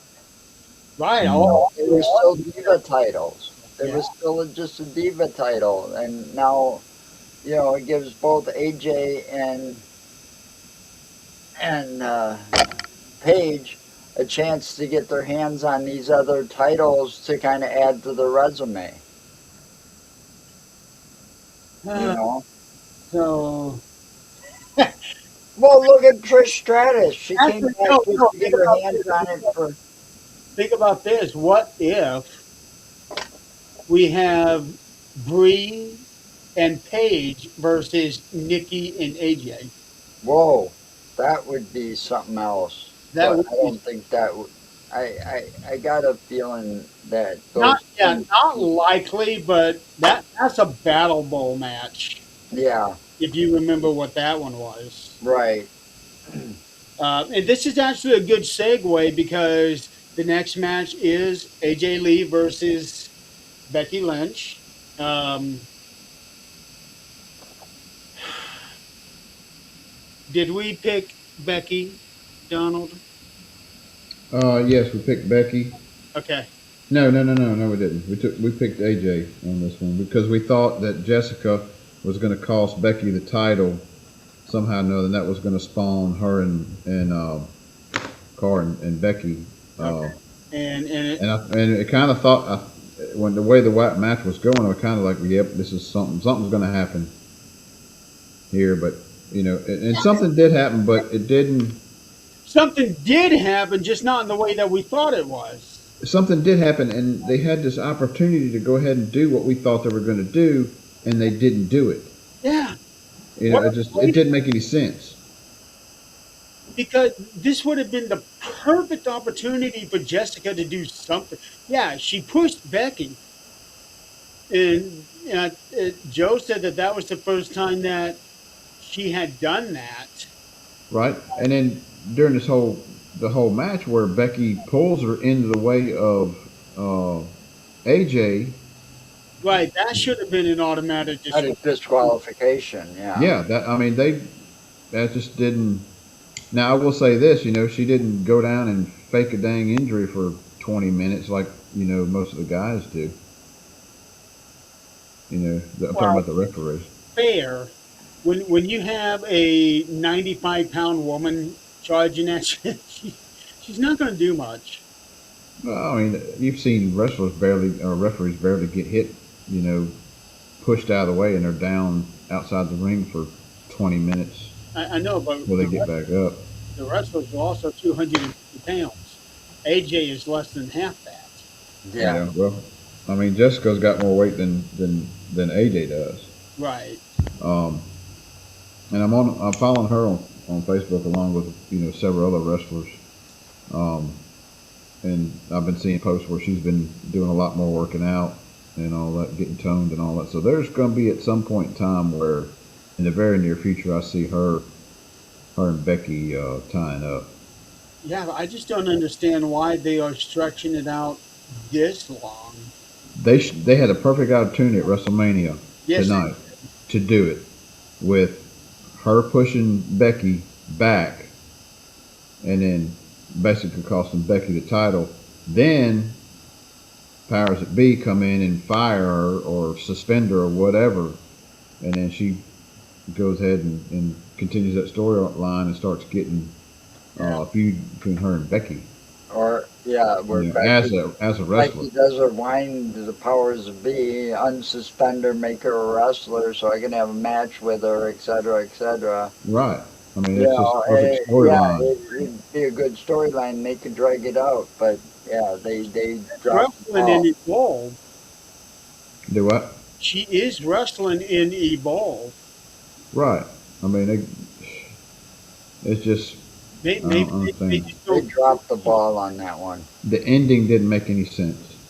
The No, way they played it out, it just didn't make any sense. With her getting pulled in and getting it was. knocked by AJ. It wasn't a good ending. Mm-mm. So yeah, I did not like that at all. All right, up next is Seth Rollins versus Gunther. Now I know I had Gunther picked for this one Yes, both of us had Gunther on this one. because he So had a lot on the line. Seth, wasn't 100%. right, but he didn't have anything on the line in terms of what do I have against Gunther. It's just Yeah, a grudge It's match. just, I think this is Gunther's catalyst to work towards getting Brock at SummerSlam. yep, I agree. Now I have to go back and look at it, but Seth came down to the ring. He had a his Seth had the not Seth wardrobe on. You know, he didn't look like he was wearing his wife's outfits. Yeah, you didn't get a And it chance to raid Becky's closet. yeah, it was all black and it had holes in it, and there's smoke coming Oh, coming out, out of yeah. his gear, which I thought was pretty cool. But and then they it showed also his makes sense with close the up. whole burn it down thing too, because he literally is burning it down. They Right. had it. They had a close up on his eyes, and it looked like he had black contacts in. Yeah, Yeah, they were that demon eyes. it, But then He he's looked like during a demon out of the supernatural thing, because when demons yeah, they have those black yeah, eyes, and that's I just exactly how he looked. I'm yeah. like, when you guys said black eyes, and I'm looking at the chat, and I'm going, because I was behind you for a while, because we had to pause things and stuff, and I'm like, looking for him to have like a couple of shiners, right? And I'm going, what Oh, the you got hell? that kind of black eye.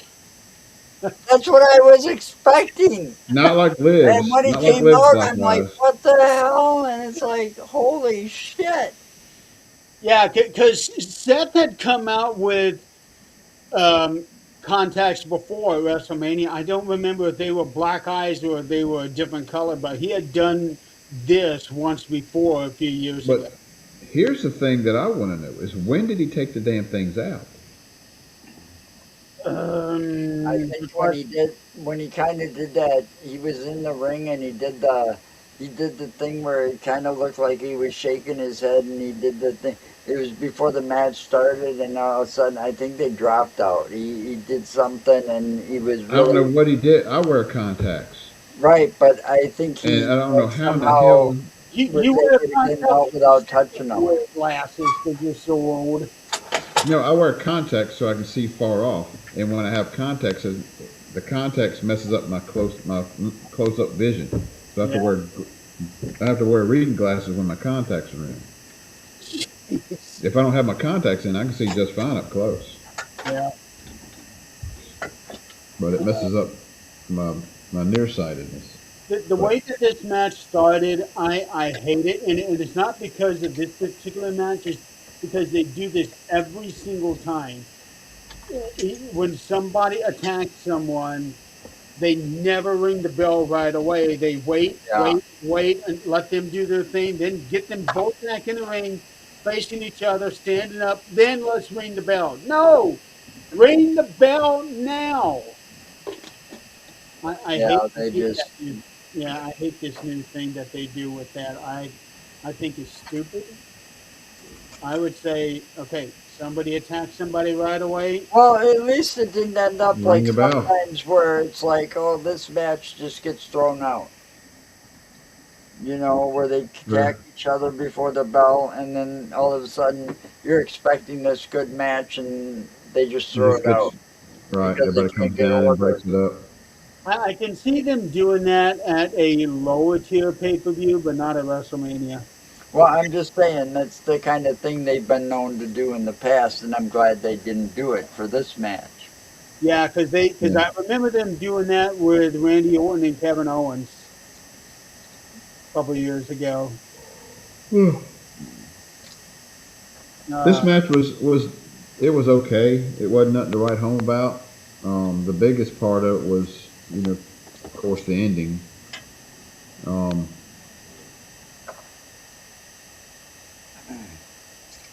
with Braun coming down and interfering, spearing Seth, which wasn't the greatest spear that he's Yeah, done. and it wasn't it wasn't, but the And greatest way to end a match either, because that was also very predictable too.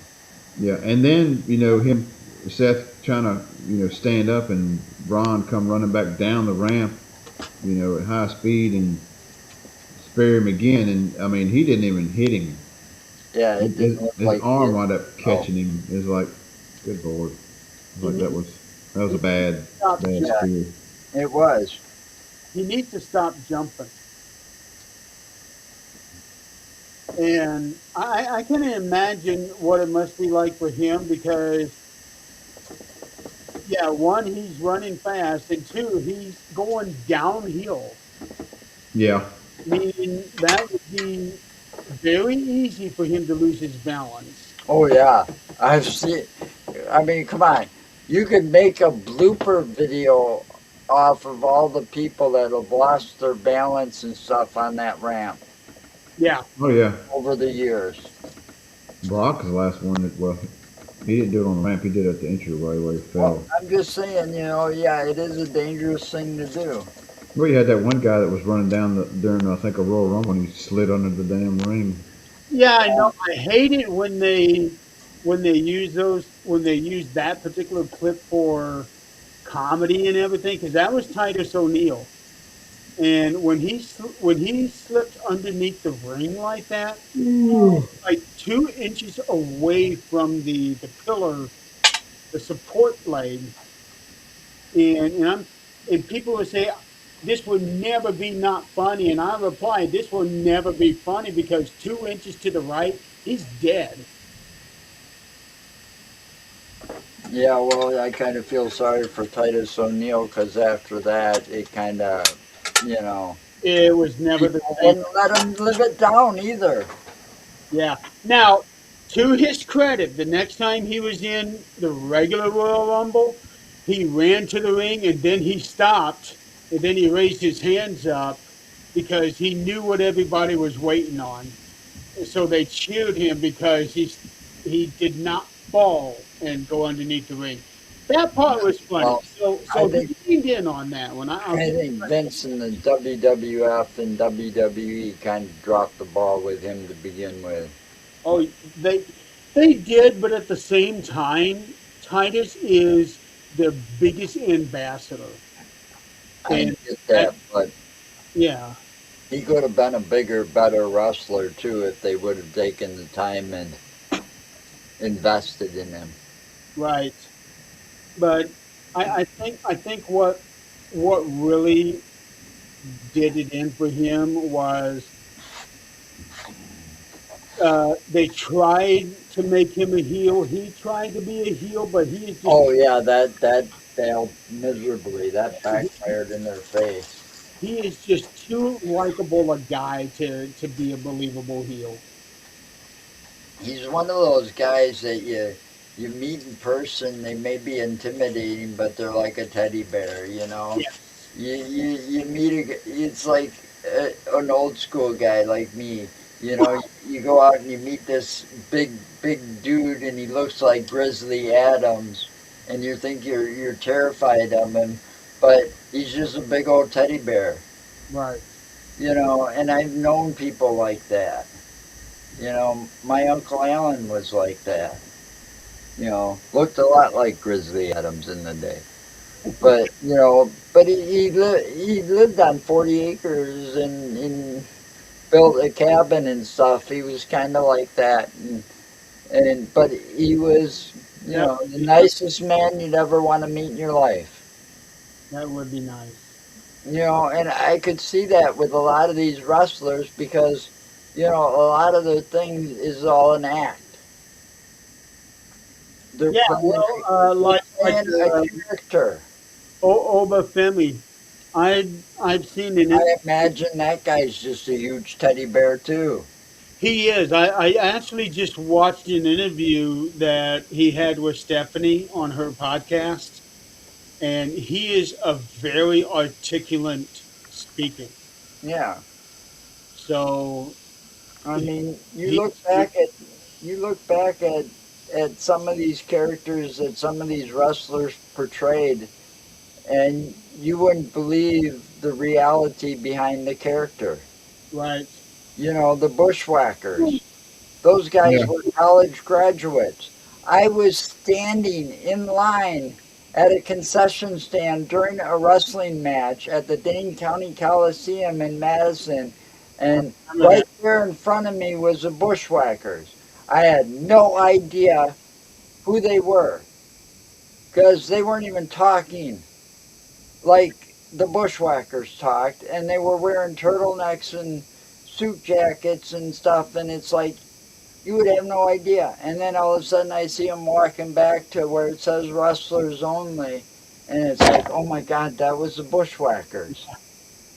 Those guys I would have loved to have met in person. You know, and I realized that it was already too late because they were beyond that point where I could go.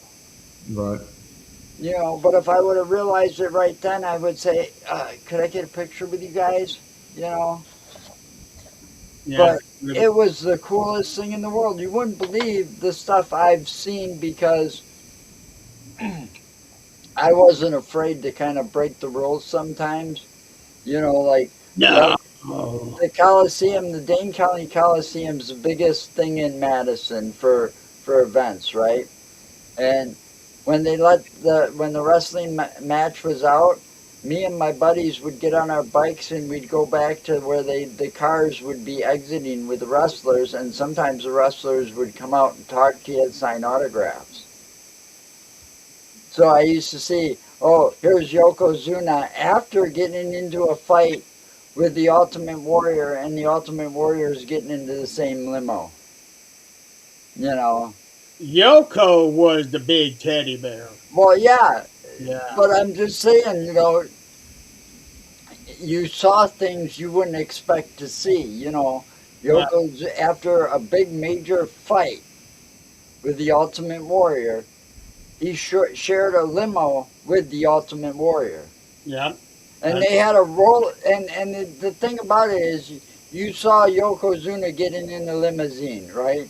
And then all of a sudden, you know, and the limo drops a few, you know, few inches, and then all of a sudden the garage door comes down. All right, but it comes down, and you can still see from the knees down, and you saw those signature, you know, fringed boots that the Ultimate Warrior wore. And then you get because the makeup was off his face, so they brought the garage down, you know, until he got in the limo, and then you could see, you Some, know, somebody just posted on Facebook at WrestleMania, people were paying $500 for a tomahawk steak. That's ridiculous. yeah, it's like the prices for any event. I mean, can you imagine what the prices for WrestleMania tickets were? I know what the prices are. All right, enlighten me, please. $16,000, no, $30,000 for front row tickets. That's fucking ridiculous. It is. You know, that doesn't give the normal working average class person a chance to enjoy something they've been watching for years. TKO Right. doesn't care I about that. mean, It's you only know, for all the right, money. let's take this a step further. SmackDown or Raw, whichever one. Take your pick. Come to Milwaukee here in Wisconsin. You know, they come to Milwaukee once in a while. You know what the tickets are for that? For Monday Night Raw or SmackDown taping of wrestling? Probably two. 200-300 bucks. For really good seats, you're spending almost 1,000. Yeah, I would expect ringside to be about 2,000. Yeah. Okay, we have here in Fort Wayne, um, Saturday night's main event's going to be here next month. Mm-hmm. I am looking at Ticketmaster right now to see what the prices are.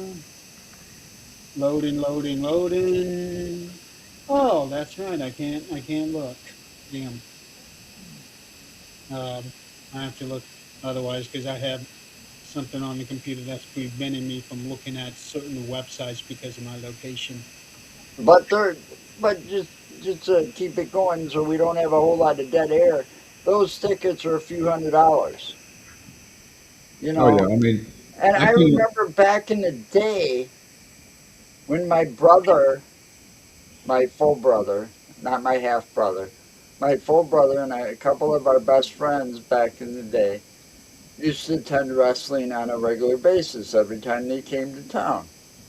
And the most we ever paid for our tickets, and we were a couple rows from the ring, were $50. I remember the last house show I went. It's been back when Batista had just gotten uh, his back tattoo done, and he hadn't had it colored yet. It was when he was with Flair Oh, and the Randy.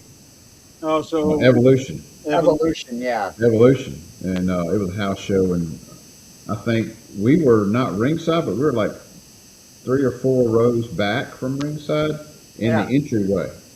You know, so we right. got to see all the wrestlers coming in. We paid like $25. Yeah. See, You know, back in the day, the tickets were a lot cheaper. Now they want, $400 or $500 for those same seats. my dad and I went to WrestleMania 8. We were in the nosebleeds, and our tickets were $25 a piece, but this was 92. Yeah, and those tickets today would probably cost you a few $100. me and Uh, my uncle did the nosebleeds, and it was like $20 at the time. It was WCW back when Wolfpack was. Really? Did you see that comment hello, from China. Joanne Stewart? It's China's. Oh, yeah. Yesterday was the anniversary of China's death. Mm, That such a that sad story. it is, and that's also another, like, I'm pretty sure in unintended irony because that was the same day of her death is where Stephanie gets inducted into the Hall of Fame. Yeah. Yeah. There were people jumping all over that one on social media today. I'm pretty sure that that was not their Well, intention. it's not Stephanie's fault. Well, it is kind of too, but it's more Vince's fault what happened to her. You know, because of the way she was treated. You know, the way they let her go. I got to protect my daughter, and we don't want Triple H to be around her. That kind of thing. Blah blah blah. And they blackball her from the business. And so she ends up doing porn and shit and getting addicted to drugs and so on and so forth. It's a sad story. I've seen the documentary. I remember when the story broke out when China did that one video with X-Pac. Yeah. I was shocked by that one. She was also doing drugs with X-Pac, and he was trying to break her from it. Yeah. Hmm. He blames himself for some of that. But it's a lot with McMahon and the whole blackballing her. You know, I mean, she couldn't get a job acting in normal acting because she got stereotyped. I mean, look at her size. You know, Yeah, she's definitely not the first. No, she wasn't. And Drugs was just rampant with back in the day. either. I mean, but you think about choices you make, has consequences. Look I at Jake get it, Roberts. I get it, I get it. But I'm just saying, I felt that they could have done more to help her than they did. Yeah, I mean, you Yeah, look at Jake Roberts done more to and help Yeah, a lot Scott any Hall. of those wrestlers that get addicted to those pain pills. Those things are more addicting than what I do. And they keep saying what I do is a gateway for other things. Hmm. Yeah.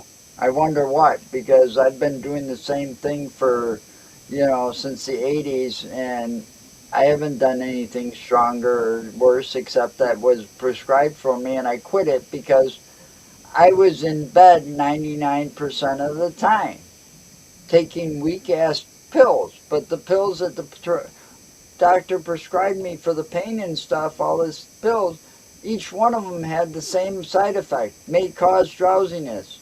So I take a couple of those pills at the same time because one's a pain reliever, the other one's a muscle relaxer. I'm in bed 90% of the day when I had to take those pain pills. You know, And that's not and easy. that stuff gets addictive. Do you know how hard it was to actually quit taking that stuff? I got addicted to those weak ass pills.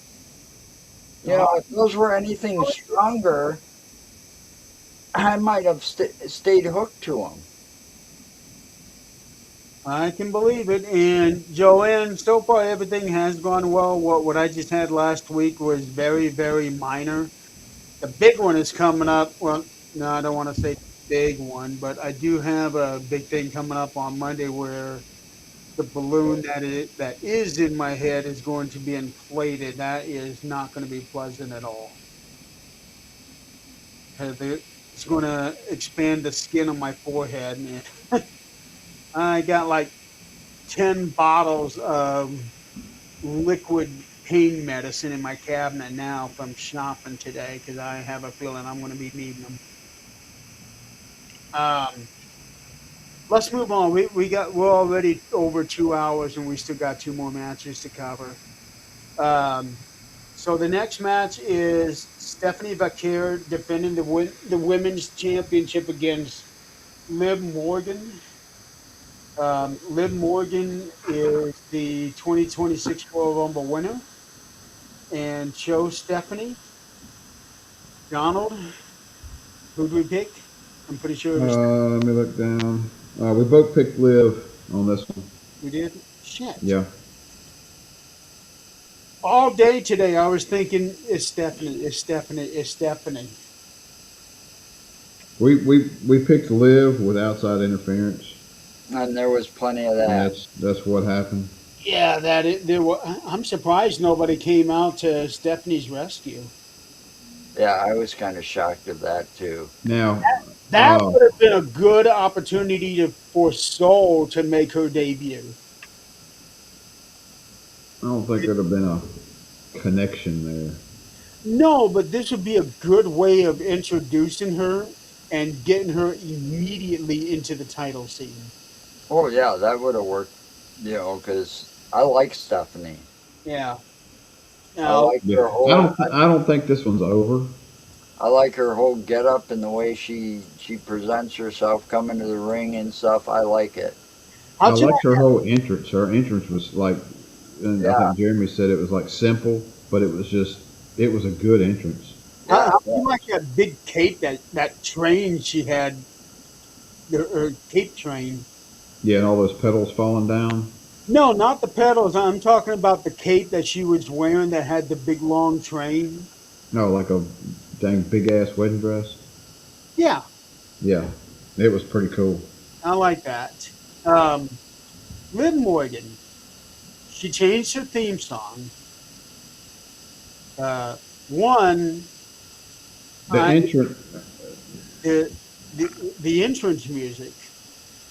One, I don't think it's a good song.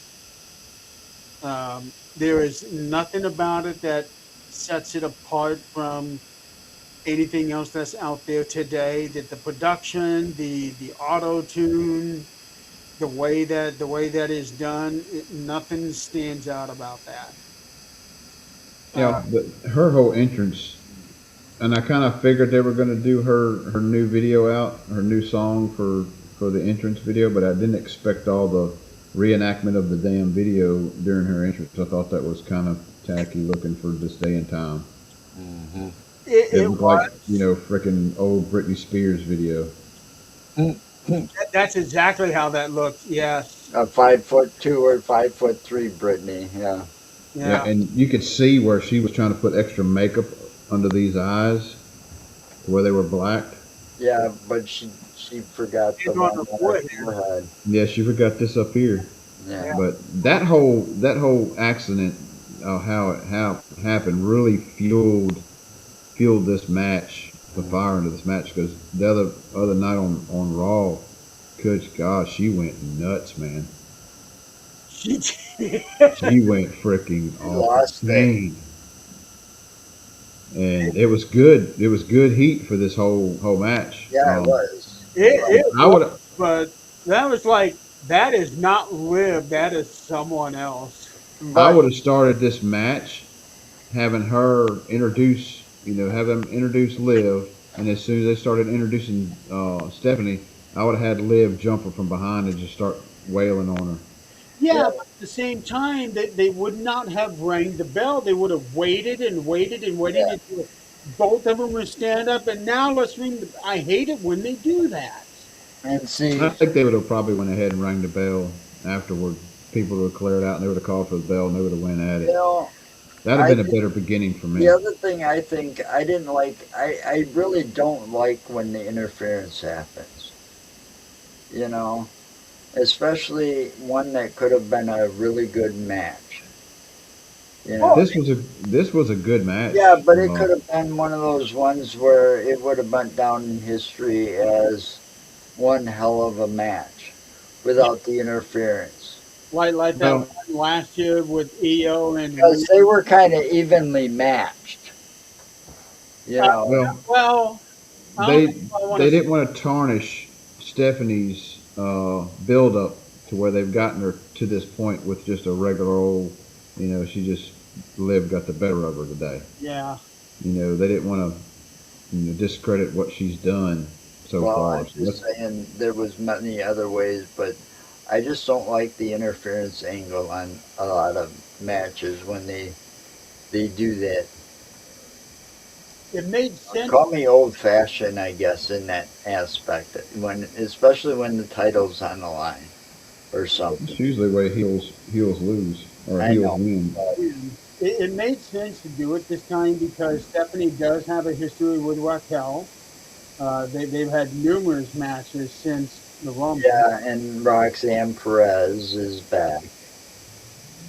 Yeah, so it makes sense. So I can see Stephanie challenging Liv at Backlash for the title and kind of seeing what happened, but eventually she's going to have to get somebody in her corner. To help with the numbers Yeah, game. that's Yeah. why I think Soul will be the one to do that. Like I said, I think this is a perfect way of introducing her to the title scene, and maybe that's one of the reasons why Stephanie lost it, so that Well, Stephanie will challenge against Liv and lose again, and now Soul is going to step in and challenge Liv at the next pay per view. I think it's Yeah. time to also dismantle the Judgment Day. You know, I mean, they've ousted Finn Balor, they ousted Rhea and And Damian Priest and Edge from the very beginning, the one who founded it all. yeah, You know, it's time to The original four are gone. Right, and it's like Liv Morgan's running this little faction, and there's more women and just Don, a little bitch, following. That they need to rename this faction something else to make it more suitable for the people that are left. Well, if you kind of Because you got the the way women another you get, dominating it right now. if You you know, get, I would like to see Raquel and Perez kind of turn on the other two, and it's just Dom and Liv left. Uh, well, then that's the way to dismantle the Judgment Day altogether, right, too. right. Which is a good thing, too, because, it's not anything close to what it used to be. You know, to me, it's just a joke now. I thought that they were leaning towards when Finn Balor left Judgment Day, Roxanne would go with him simply because of the way that she was introduced to the group in the first place. Right. I'm just saying, there's another thing that they're kind of dropping the ball on. Well, I'm curious to see what's going to happen, but I'm also even more curious because I don't think they really ever settled the whole thing between Liv and Raquel. No. Liv eliminated her from the Rumble. Right. And see, I think the Judgment Day is, and I hate to say this, but I think the Judgment Day itself, as a whole, is holding a lot of these, especially like Raquel. I always liked her from the start in a way, except the heel turn. But when she first came, they dropped the ball with her. And Judgment Day is kind of holding her back. She could do a lot better and a lot more. I All think right, she's come out over the past few matches that she's had, and she's really shined a whole lot right. But uh, on her she could character. shine a lot better and a lot sooner if it wasn't for If the she gets away from Judgment them, Day. yeah. Same with Liv Morgan. You know, I mean, she's done a lot. Maybe it was a lesson to learn teamwork with somebody else for Liv or something. I don't know, but they need to get away from this Judgment Day and start going out for themselves They because probably there's a lot of wasted talent there. they probably will soon, but I think that the whole point of this group is to help themselves. Because when you really look at it, look at how much Dom improved from the time that he joined to now. Well, yeah, I get that. All right, and it improved Finn's career again, and so on and so forth. But it really was holding the Rhea Ripley, and yeah, they didn't get out soon enough. I think they should have gotten out sooner, Rhea Ripley and Damian Priest. But they're shining like you wouldn't believe. Dominic could be a hell of a wrestler if he'd get away from constantly needing the help. You know, Well, he's on the Judgment Day too much like a crutch. I like shit. I'm gonna have to cut loose. Why? What happened? I'm getting a call call.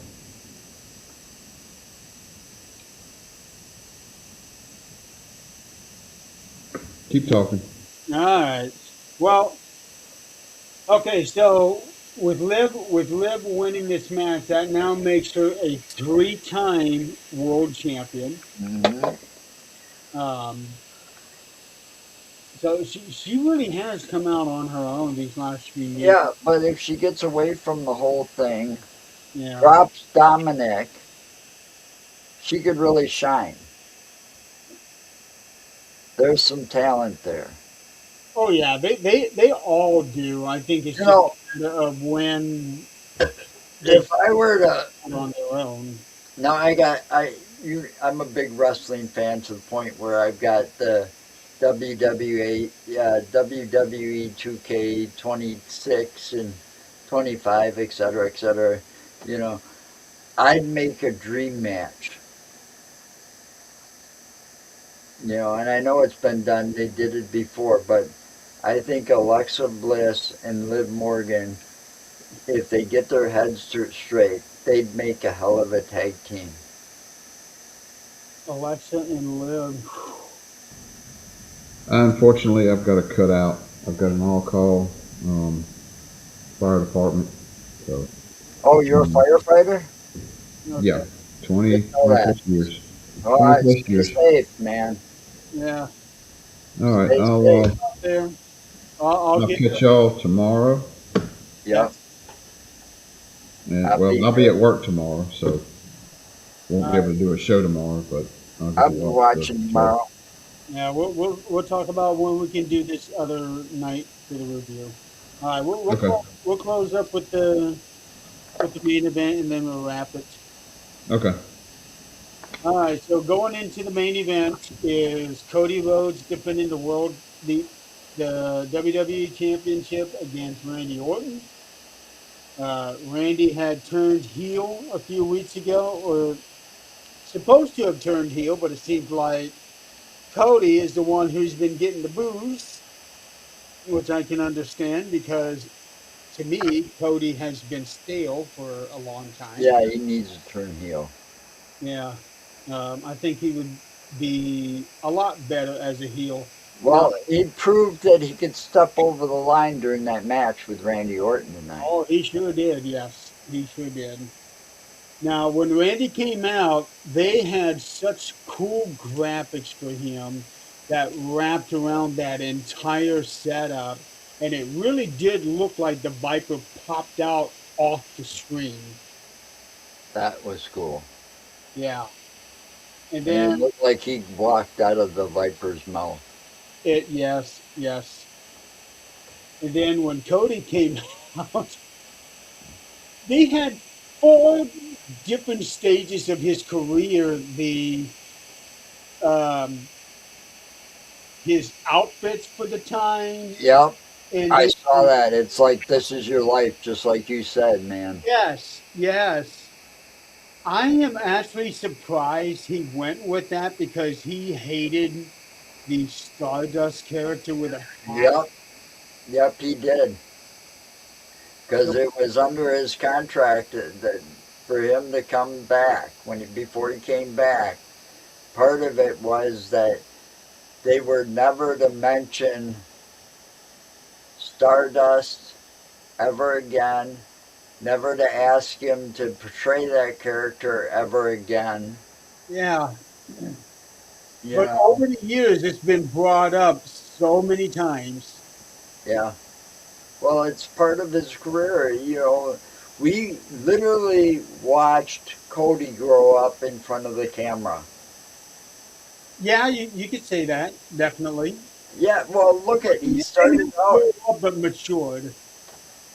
You know, a lot of times the wrestlers don't grow up or they go awry or whatever happens, but Cody improved over the years. I mean, I remember when Cody got so pissed off, he threw the belt into a river. I don't remember that one. You know, I don't remember what belt it was or whose belt it was, but he was pissed off and he threw the belt in the river. Wait, would that have been when he had the old Intercontinental title and then he came back with the retro belt? I don't know. That might have been it, but I'm just saying, and you know, them making him do the Stardust even more when he was trying to get rid of the lisp and get away from people calling him gay, which he never was, but Oh, I never heard that. because because of the lisp that he had, it people were calling him gay and stuff like this because of the way he was, and so on. He got I he don't needed remember that one. that lisp was really apparent during the Stardust years and before the Stardust years, right? But when the Stardust years came, it got worse because he got more upset about playing Stardust because Gold Dust was already Gold Dust. Yeah. and he felt he was trying to get out of that shadow of his brother. Do you remember what I And suggested when Cody first won the title? no, but here's the other thing: when Cody left to help form the AEW, he also got help for his lisp, psychological help. Which I'm sure could not have been easy. It was very difficult for him. Yeah. So what I suggested when he beat Roman Reigns for the title, they were still looking at that as two separate titles merged into one. So my suggestion was on Monday Night Raw, Cody comes out with the plain WWE title. And on SmackDown, Stardust comes out as the Universal Champion. Uh, And it is a split personality character that Cody is doing where he is himself on Monday and he is not himself on Friday. And neither one are aware of the other. well, I would have loved to have seen that happen. but you won't because how No, never much he would, but despises that character. I know. But can And you see, imagine them doing something like that? yeah, I could. That would have been kind of a cool storyline. It would I have. could really see that. That would have been cool. It would have been, but not to be. So going into this match, Pat McAfee said that if Randy did not win the title, then Pat would leave professional wrestling forever. I Well, don't see. Randy lost. Now Yeah, but I don't what's see going to happen? McAfee ever have leaving. Yeah, so they were something doesn't seem right here because they just killed off this story that had the potential of growing and really explode and maybe even along the lines of what the bloodline had done. And now it's dead. Yeah, you know, they dropped the ball on so much tonight. Yeah, this was definitely one of them. I know that I had picked Randy for to win this match. I was behind Cody all the way. Were you? You know, because he's overcame so much and he's always been the underdog. And in this case, I rooted for the underdog. I don't usually bet against Randy, but I had a feeling with Pat McAfee in his corner, he had the wrong choice. Yeah. The thing about this is that this was screaming somebody else was behind the whole thing, and that Pat was basically this person's avatar. And maybe we'll still get that, Who but knows? I would have thought that this person would have been revealed at Mania. Yeah, So I don't know. The match itself, I thought was good. It was certainly a lot better yeah. than Oh yeah, it was a good match. Cody last year. You know, Cody's proven one thing to me. That's one tough son of a bitch, no matter how you look at it. Oh, he is. Yeah, Because after yeah. that cage match, wasn't it with Seth Rollins where he had the that whole black and blue mark all the way up and down from his shoulder down into his rib cage? He had the torn pec. Yeah, wasn't that Cody that had that? Yeah, it was Cody right after he made his return, and he wrestled. With that injury in the cage against Seth Rollins. Yeah, And that was one hell of a match, and he won. yeah, That proves to me that Cody is one tough son of a bitch. yeah, yeah. That nobody can ever throw that into question, and if they try to question that, you just show them that. You'll never question it again. No, I Um, mean, his whole theme song, the how's that go? There's more than one royal family in wrestling.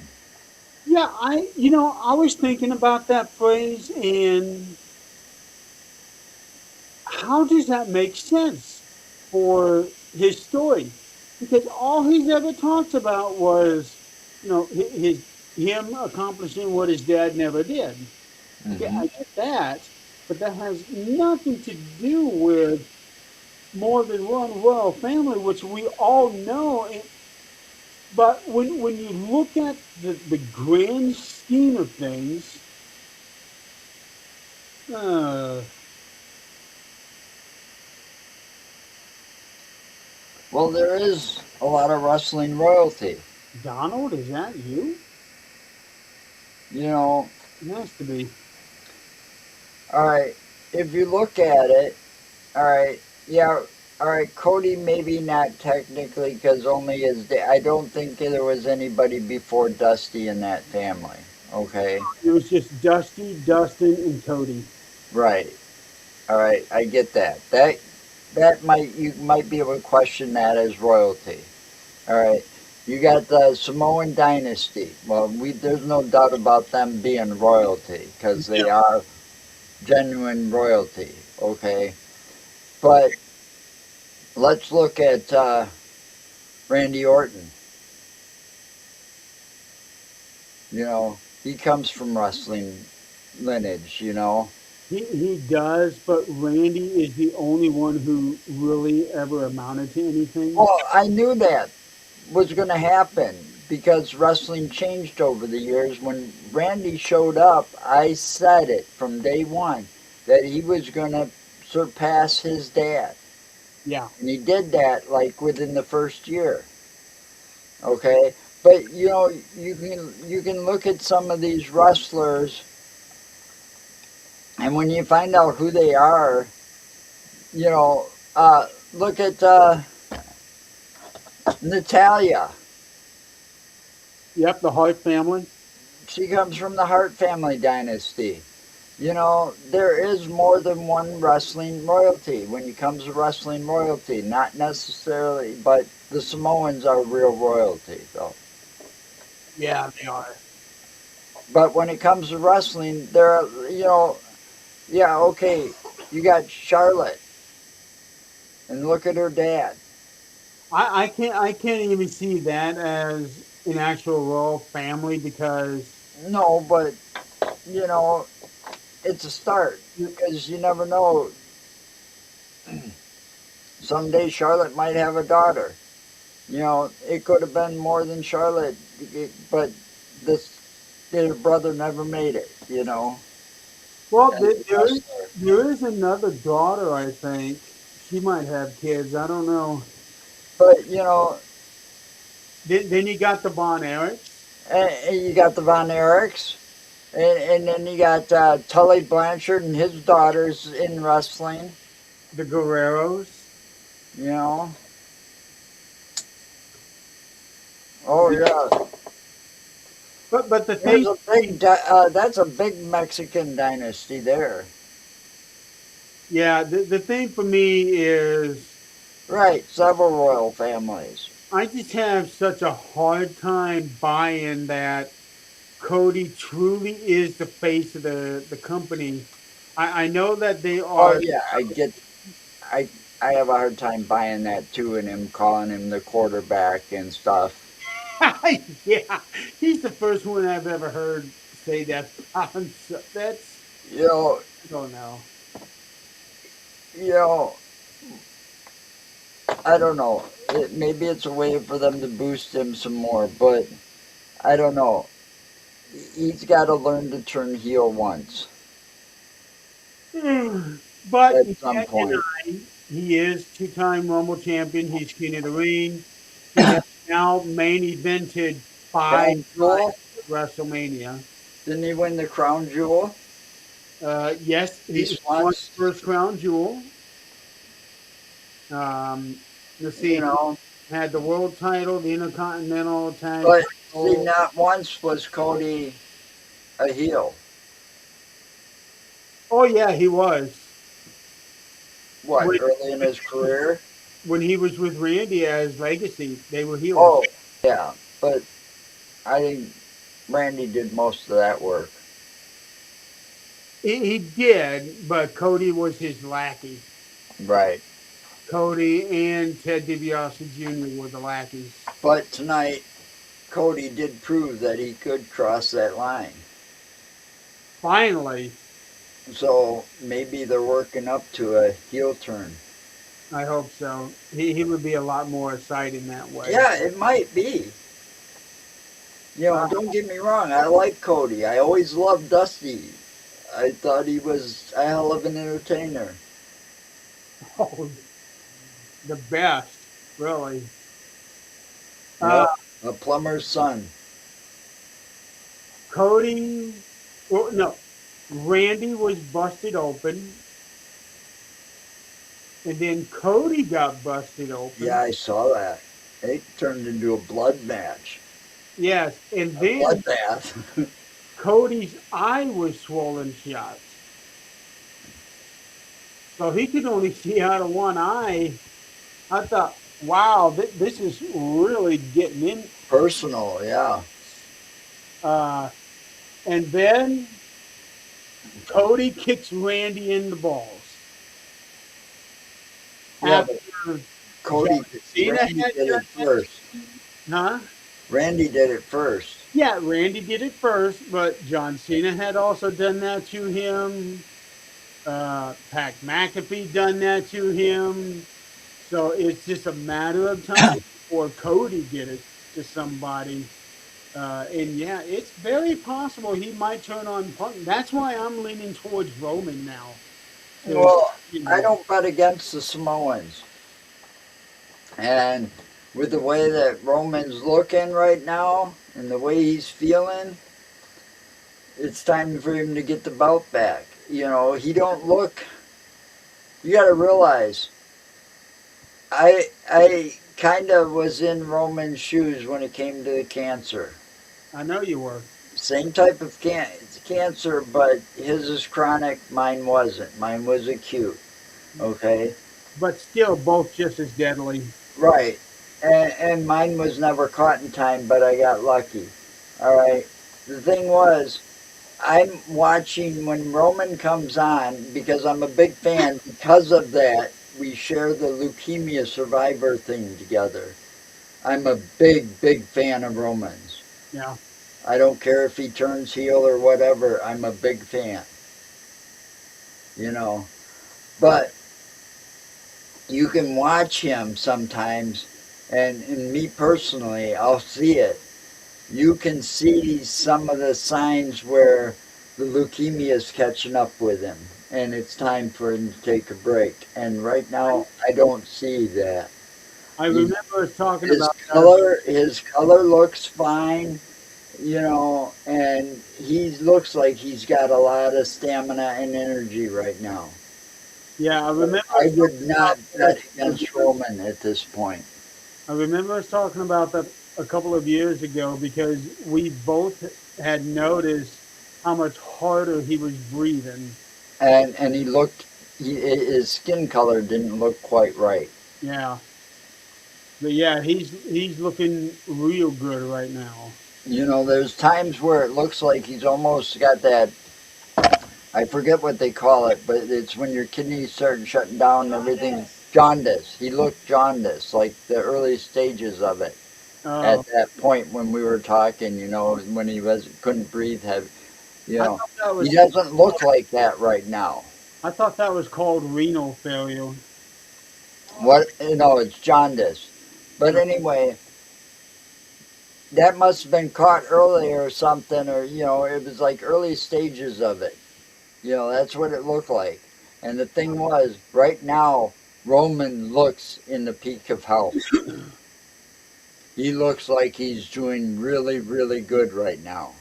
Yes, So now's the time for him to get that title back and do another run and no before offense, it's too late. yeah, no offense to Seth or CM Punk or Gunther or Jay, but Roman winning that title will add a huge air of legitimacy to it. You know. Um, but back to Randy and Cody, I do not think that Cody winning is the right call because something doesn't seem right. Because Randy gave Pat the RKO. Yeah, I saw that. Yeah, so I don't. And Tanya went like, "What the fuck?" And it's like that's typical Randy for you, though. Well, it is, but and maybe down the line I could have expected that, but not here. So I don't know. You know, Pat can get quite annoying. You know, I mean, think about it. Those guys at the commentator desk would probably tell you that. You know, because how many times that he was sitting there with them over the past years. You Yeah, know. but the whole thing is said that if Randy lost, Pat had to leave the professional wrestling industry forever. And it just doesn't make any sense that he would have come back 2 weeks ago and now he's gone like nothing ever happened. Well, That maybe seems this like is a waste of a heel turn for Randy, just like they did the waste of a heel turn for John Cena. well. Now maybe you know. Okay, let's look at it from this perspective.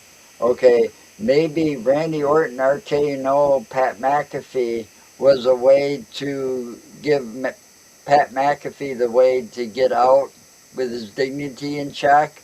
You know, like, okay, he's out on an injury for some time or whatever, and when he comes back as a good guy, and you know what I'm saying?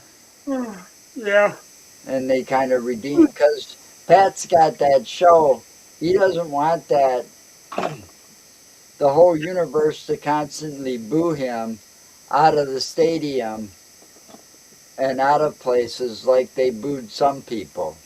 You Right. know, the WWE universe can be pretty mean sometimes when it comes to like booing people out of the stadium and not letting them talk. Yeah. I don't know. Some just doesn't seem to be adding up right here. Um, but I do believe that there is somebody higher up than McAfee pulling the strings, and I really want that to be Rock.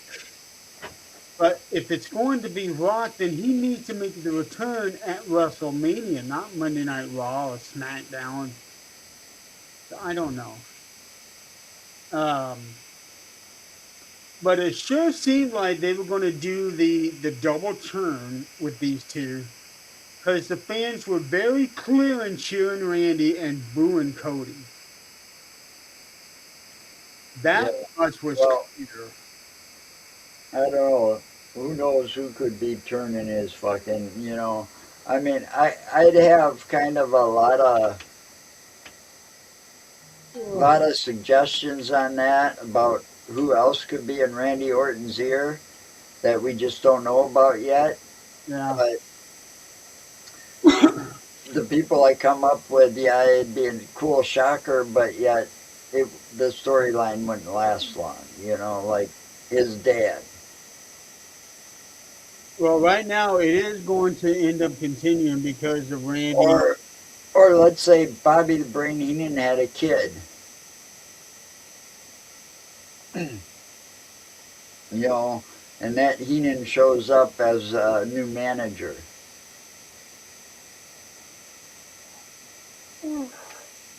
Or something like that. You follow me? Yeah, yeah, I do. Right now I'm having a hard time staying awake. I'm been Okay, yawning. next match. Actually, that was the last match.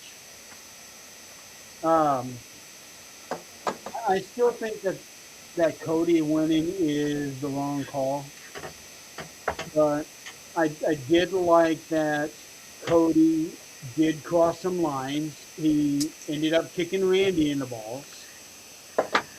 Um, That Well, was I think it's about time because look how many times that Cody's tried to play the nice guy so much and he gets screwed over. many times. And not just by Randy Orton, they name the names, and it's like, John Cena, for example, and it's like, damn. Yeah, he did it to him too. Someone else did too, I think. I don't know. And I think if Cody turns heel, I think he should. That's where The Rock should come out and come to Cody's. Because remember back when he wanted Cody to turn heel Yep, and he wouldn't? he wanted his soul. Right, Maybe he will now. right. That's what I'm saying. That would be a good storyline to also bring The Rock back into the picture. Yeah, You know, I was so hoping Rock would return tonight. I really did. well, I still got tomorrow night. Yeah, we still got tomorrow night, and that's assuming that Cody will get involved somewhere. You know, But we'll find out because this is the first time that the number one belt was not on 19 that so I can recall. yeah, So already the number one belt seemingly has been relegated down to number two simply because of it being on Friday night. right. But, it's whatever. Uh, all right, so, Need to so redesign those belts to begin with. They're getting a little old. I didn't like them when they first came out the way they were. The different colors, red and blue, and then the big W in the center. Come on, get Yeah, some new belts. Some of those old classics, when you download those games, I downloaded those games and I look at the titles and I'm like, wow, yeah, we that's need, a pretty belt. yeah, we need the winged eagle back. Yeah, or something. But anyway, Yeah. All right, yeah. So anyway, tomorrow we got 6 matches scheduled. We got Femi versus Brock Lesnar, Jade Cargill versus Rhea Ripley, Sami Zayn and Trick Williams, Finn Balor and Dominic Mysterio. Where the Demon is going to make his return. appearance. Yep, return after 3 years. You have Penta, Javon Evans, Dragon Lee, JD Madonna, Rey Mysterio, and Rusev in a six-man ladder match. And then in the main event, you got CM Punk versus Roman Reigns. Well, I'm going to take the time and call those matches because I don't think I did that with you guys, for tonight. Huh? So I forgot what the matches were, but Donald's back. so go down that card slowly and give me the cards and I'll pick the winners. All right, you got Femi and Brock Lesnar. Which that's going to be, and I hate to use the terms from the legend Sheamus, but that's going to be a slobber knocker. Yes, it is. You That know, was my I pick. pick Obafemi. That's what I we. I think Brock Lesnar has bit off more than he can chew. Yes. Then you have Penta, Javon Evans, Dragon Lee, JD Madonna, Rusev, and Rey Mysterio in the ladder match for the Intercontinental title. Now, what we did on this one, we picked a first choice and a second choice. Okay, well, I picked Rey Mysterio for my first choice. That's the same as me. And then I like Penta for my second choice. I went Javon and Penta. Oh, I forgot about Bouncy. Change Penta to Bouncy. All I right, well, forgot he was in that. I like him. I said that's his name. Yeah, but it didn't click right away. I'm an so. old guy here. So on Give me a this one, break. I picked Ray as my number one. Joe picked as number one. Uh, Jeremy picked Penta as number one, and we all three picked Evans as number two. Okay. Then you have Jade Cargill and Rhea Ripley. Oh, I love Rhea Ripley. I ain't gonna bet against her. and she's pissed anyways.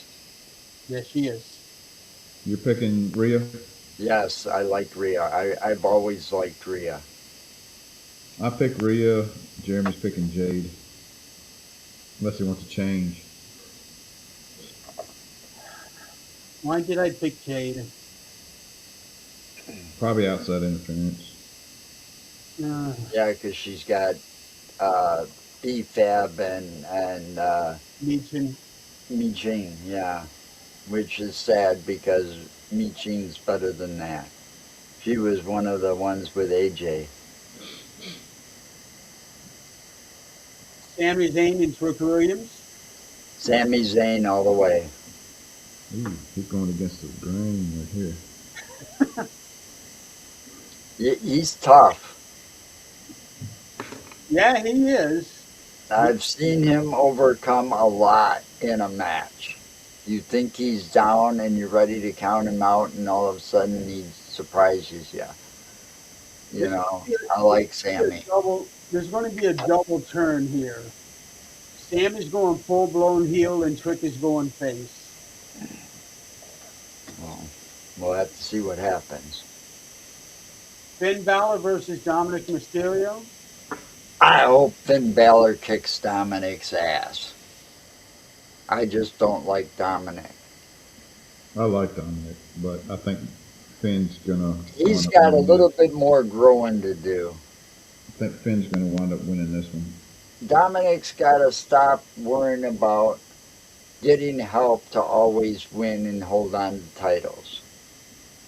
Right now, he's only got the AAA Mega. I know. He's only got the AAA, and that's all he deserves at the moment. Yeah. I think that with touching base on this match here, I think they really screwed up again with the whole let the cat out of the bag, so to speak, with the demon. They should have totally kept it. Oh yeah, they dropped the ball. Did the little hints, and kept it at that. It's been a while since we've seen the demon. 3 years. Yeah. But They I dropped also the ball think on they that. should have made this a AAA championship match. And then CM Punk and Roman Reigns. I don't bet against Samoans. No. All right. Jeremy picked Roman. You picked Roman. I picked CM Punk. Yeah. Now I'm kind of wondering if possibly Cody does a heel turn tomorrow night. You can tell by the crowd. Title? Do what? And cost CM Punk the title? Yeah, for whatever reason, and then maybe it's too soon for him to totally turn heel, but I think he's leading to that heel turn. It'll be interesting to see. You know, his entrance tonight was awesome. I love the whole flashback of his. I bet he didn't like it so much because they showed Stardust. He's got to embrace it. It's just part of. Well, at some point, part of his journey. But I'm just saying, it's a sore spot with him. Yeah, but it's part of his journey. He wouldn't be where he's at today without it, right? Very true. If they would have went ahead and agreed to him as changing his persona back in the day, he would have never left. Right. And reinvented himself. Yep. So what happened with the fire department? It was a false alarm. Oh, wow. But he went to AEW, and both him and his brother basically reinvented themselves. Yeah. I would love to see Gold Dust. Oh yeah, but not as Gold Dust. No, I would love to see him with his current persona that he's doing. It's got something to do. It's like Cody's the American Nightmare, and Dustin is something like. It's got something to do with Nightmare because they were like the Nightmare family. Somebody said that Dustin actually used the American Nightmare name first. I heard that too. I don't know. And matter of fact, I heard that from him. Maybe he did. I don't know. And All then I'm saying is, they started calling Cody that over in Japan, and and it's stuck. right, and he got Dustin's blessing on it. Yeah. Well, even though they're like half brothers or something, not full, they're pretty close. Mm-hmm. So that's why he won't come over.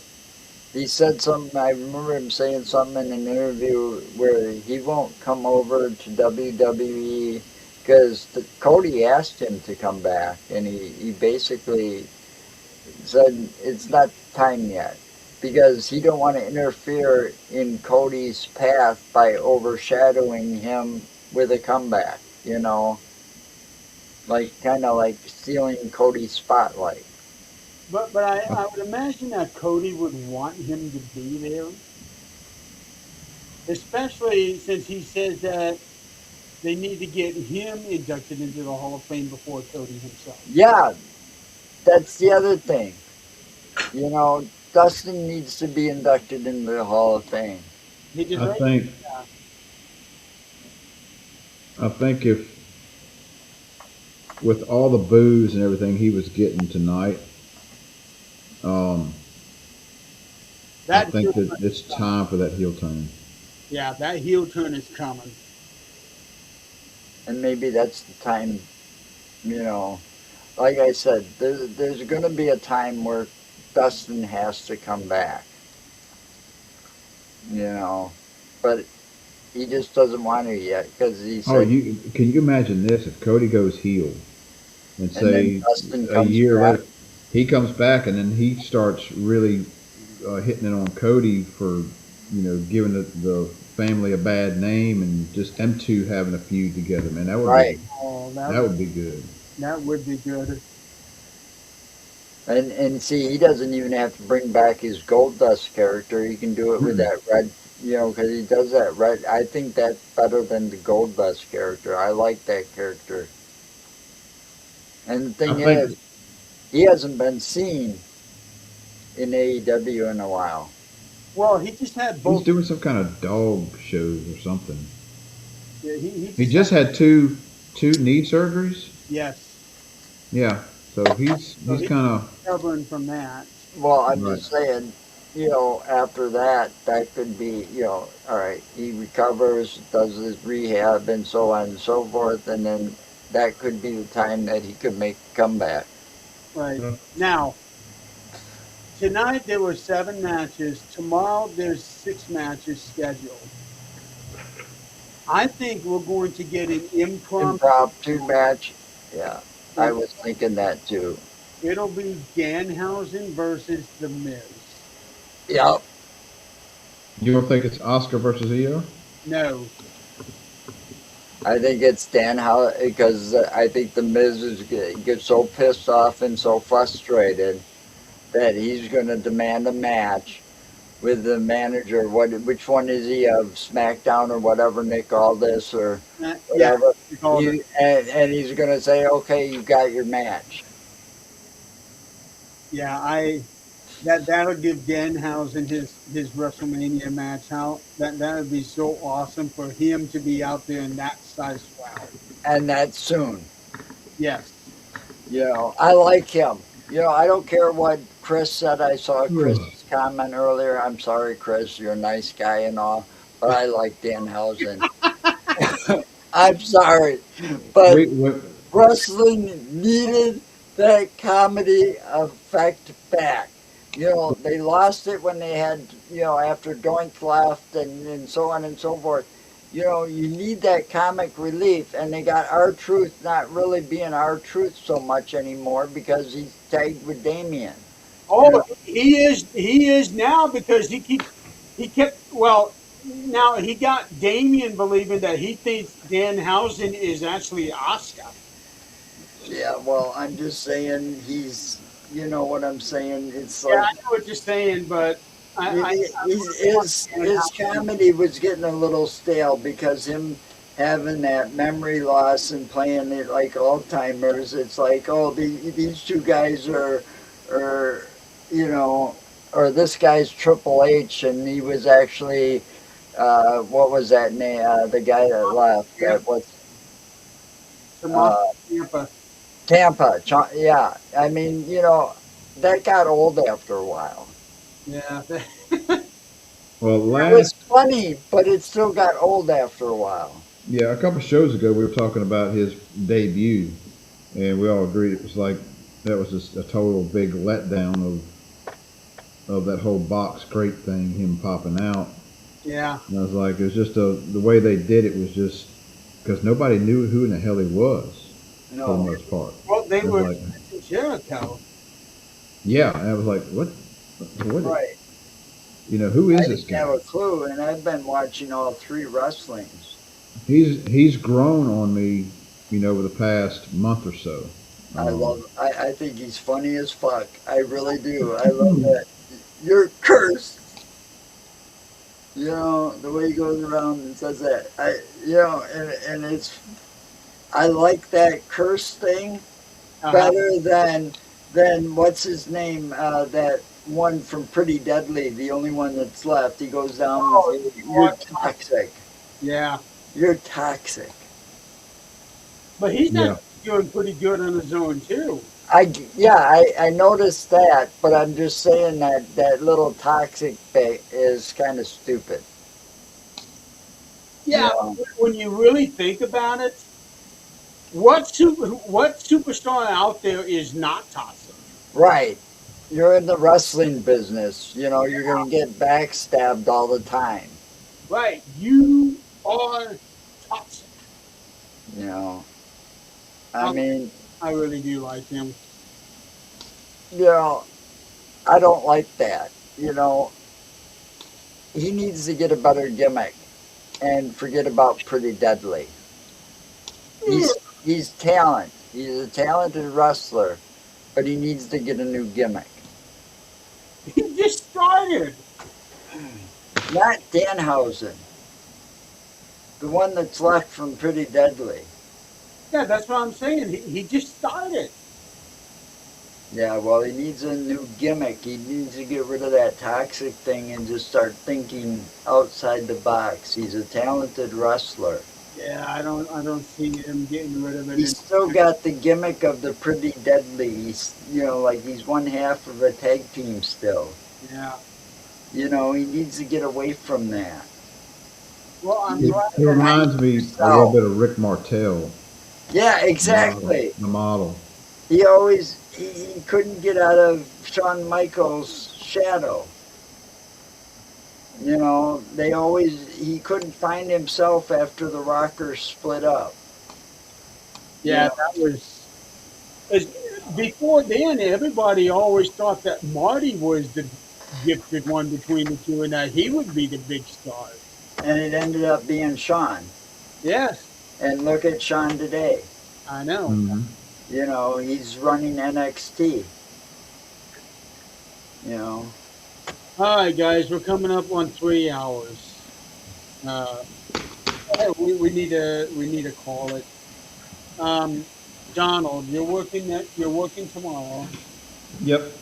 Are are you available next weekend to do the review?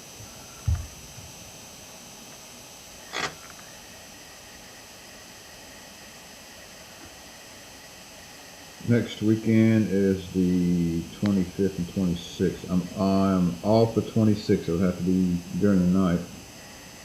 During the night? Yeah, Um, that'd be next Sunday, or no, next Saturday. Excuse me. how about Friday night? I've got nothing as of right now on Friday night. Okay, how about if we do this episode in the place of where I would normally do a 13th Dimension show? well, you could also start it earlier because I'm not doing Insane Asylum at the moment.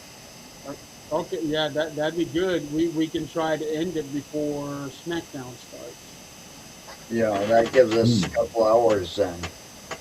Okay, so Friday night, see SmackDown starts at eight, Seven, seven here. 7 for you guys. How about we try to start in, let's say 4:30, your guys this time? That'll give us 2.5 hours. Starts at 6 my time. Not SmackDown. Or is it 7? SmackDown starts Well, it depends. If you're I'm on Central. Central Time, like me, it starts at 7. Okay. You Okay. two in the same time zone. Does it start about 4:30? Yeah. Should be 4:30 should be good. That way we should be able to cover everything and be done before SmackDown starts. Okay. That sound like a plan? Yep. 4 o'clock. Yeah. Okay. Sounds like a winner. Yeah, because I ain't doing Insane Asylum until I get my web problem fixed. Okay. All right. Sounds good. And I got a Facebook issue on my other Facebook account. I don't have a friends list. I can't see my friends list. Uh-oh. Oh, that's fun. And I've reported it several times. And nothing yet. Oh, well, you I've probably tried won't on get several anything. browsers and everything and tried this and tried that. And I know it's not my computer or my end, it's Facebook's end. Good luck on getting anything done with him. All right, we're going to go ahead and call it a day. I'm having a hard time staying awake. My eyes are trying to go to sleep. But see, my websites are down and I got to get the one back up because it's on the side of the truck. Okay. And I've got a big thing May 9th. All right. So, Okay. so I got to get the Insane Asylum podcast.com back up. All right, so we're going to plan on doing part 2 Friday night. Okay. Friday night. 4:30ish. 4:30ish. Yeah. So 5:30 my time. Okay. We'll be doing night 2 of WrestleMania, which we're all going to be watching tomorrow anyway. So. Correct. Yeah. It'll be interesting to see what's going to happen after what we've seen today. Well, yeah, and you'll have Monday night afterwards, the Monday Night Raw, because we'll all be able to watch that, or at least I will. I know I'll be watching it. I'll be watching. Yeah. So, you know, and If usually it's a little later, that's I'm watching. that's the biggest event after WrestleMania. Usually, that Monday Night Raw is where everything goes down. Yep. They usually have one person return on Monday Night Raw. Yeah. So we'll see what happens. All right, everybody out there in the audience, thank you for playing along with us. We've had a number of people joining us. Yeah. So I guess until next Friday, we'll see you guys then. Hopefully all pages will work this time.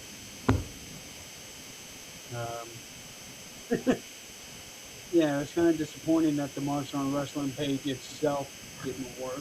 Didn't pull up. Now I pulled this up on Marks on Wrestling. You couldn't have, unless you pulled it up on the. Oh, you were signed in. Never mind. I'll figure it out. But for whatever reason, we didn't actually go live on the page. Yeah, I pulled the post up. Pulled the post up on Marks on Wrestling. I didn't see it really. That's the post. Oh, that doesn't make any sense. Because Marks on Wrestling was live. You know that never mind. That kind of ticks me off. You know how some things work and you don't think it worked. And man, I was that. No, that's a preview. Excuse me, that's the preview. Because yeah, I was going to say that if we didn't go live on that page at all. Yeah, I don't know. I pulled it up somewhere. It would have been either Things Network or the Universal Wrestling Network. Might have been Universal. All right, so we're going to go ahead and sign off. We're going to go to bed, get a good night's sleep so we can watch. Start it over again tomorrow. Yep, start all over again. We got. Well, I don't know if you guys are going to be watching the pre-show, but the pre-show starts at 3 o'clock p.m. Eastern time. It'll be 2 o'clock for these guys. I will probably be watching a replay of tonight tomorrow. We got Right. a couple of guys at the station that are now getting into wrestling. I do know I'm going to try to watch the post-show, but first thing in the morning when I get up, I got to do a big-time shopping for my dad before I have my procedure done on Monday. So tomorrow's the only chance I got. So I need to do some shopping for him in the morning, get that done and over with, and then come home, get my work done before the wrestling starts. So, all right, everybody out there, for those who are still watching us, we still got a couple of viewers, wherever you are. We're going to go ahead and sign off. We'll be watching WrestleMania Part 2 tomorrow and doing a review on it Friday. Friday. All right, well, Yeah, have a good night. have a good, safe weekend. Have a fun weekend and enjoy the show tomorrow. See ya. Happy night, everybody.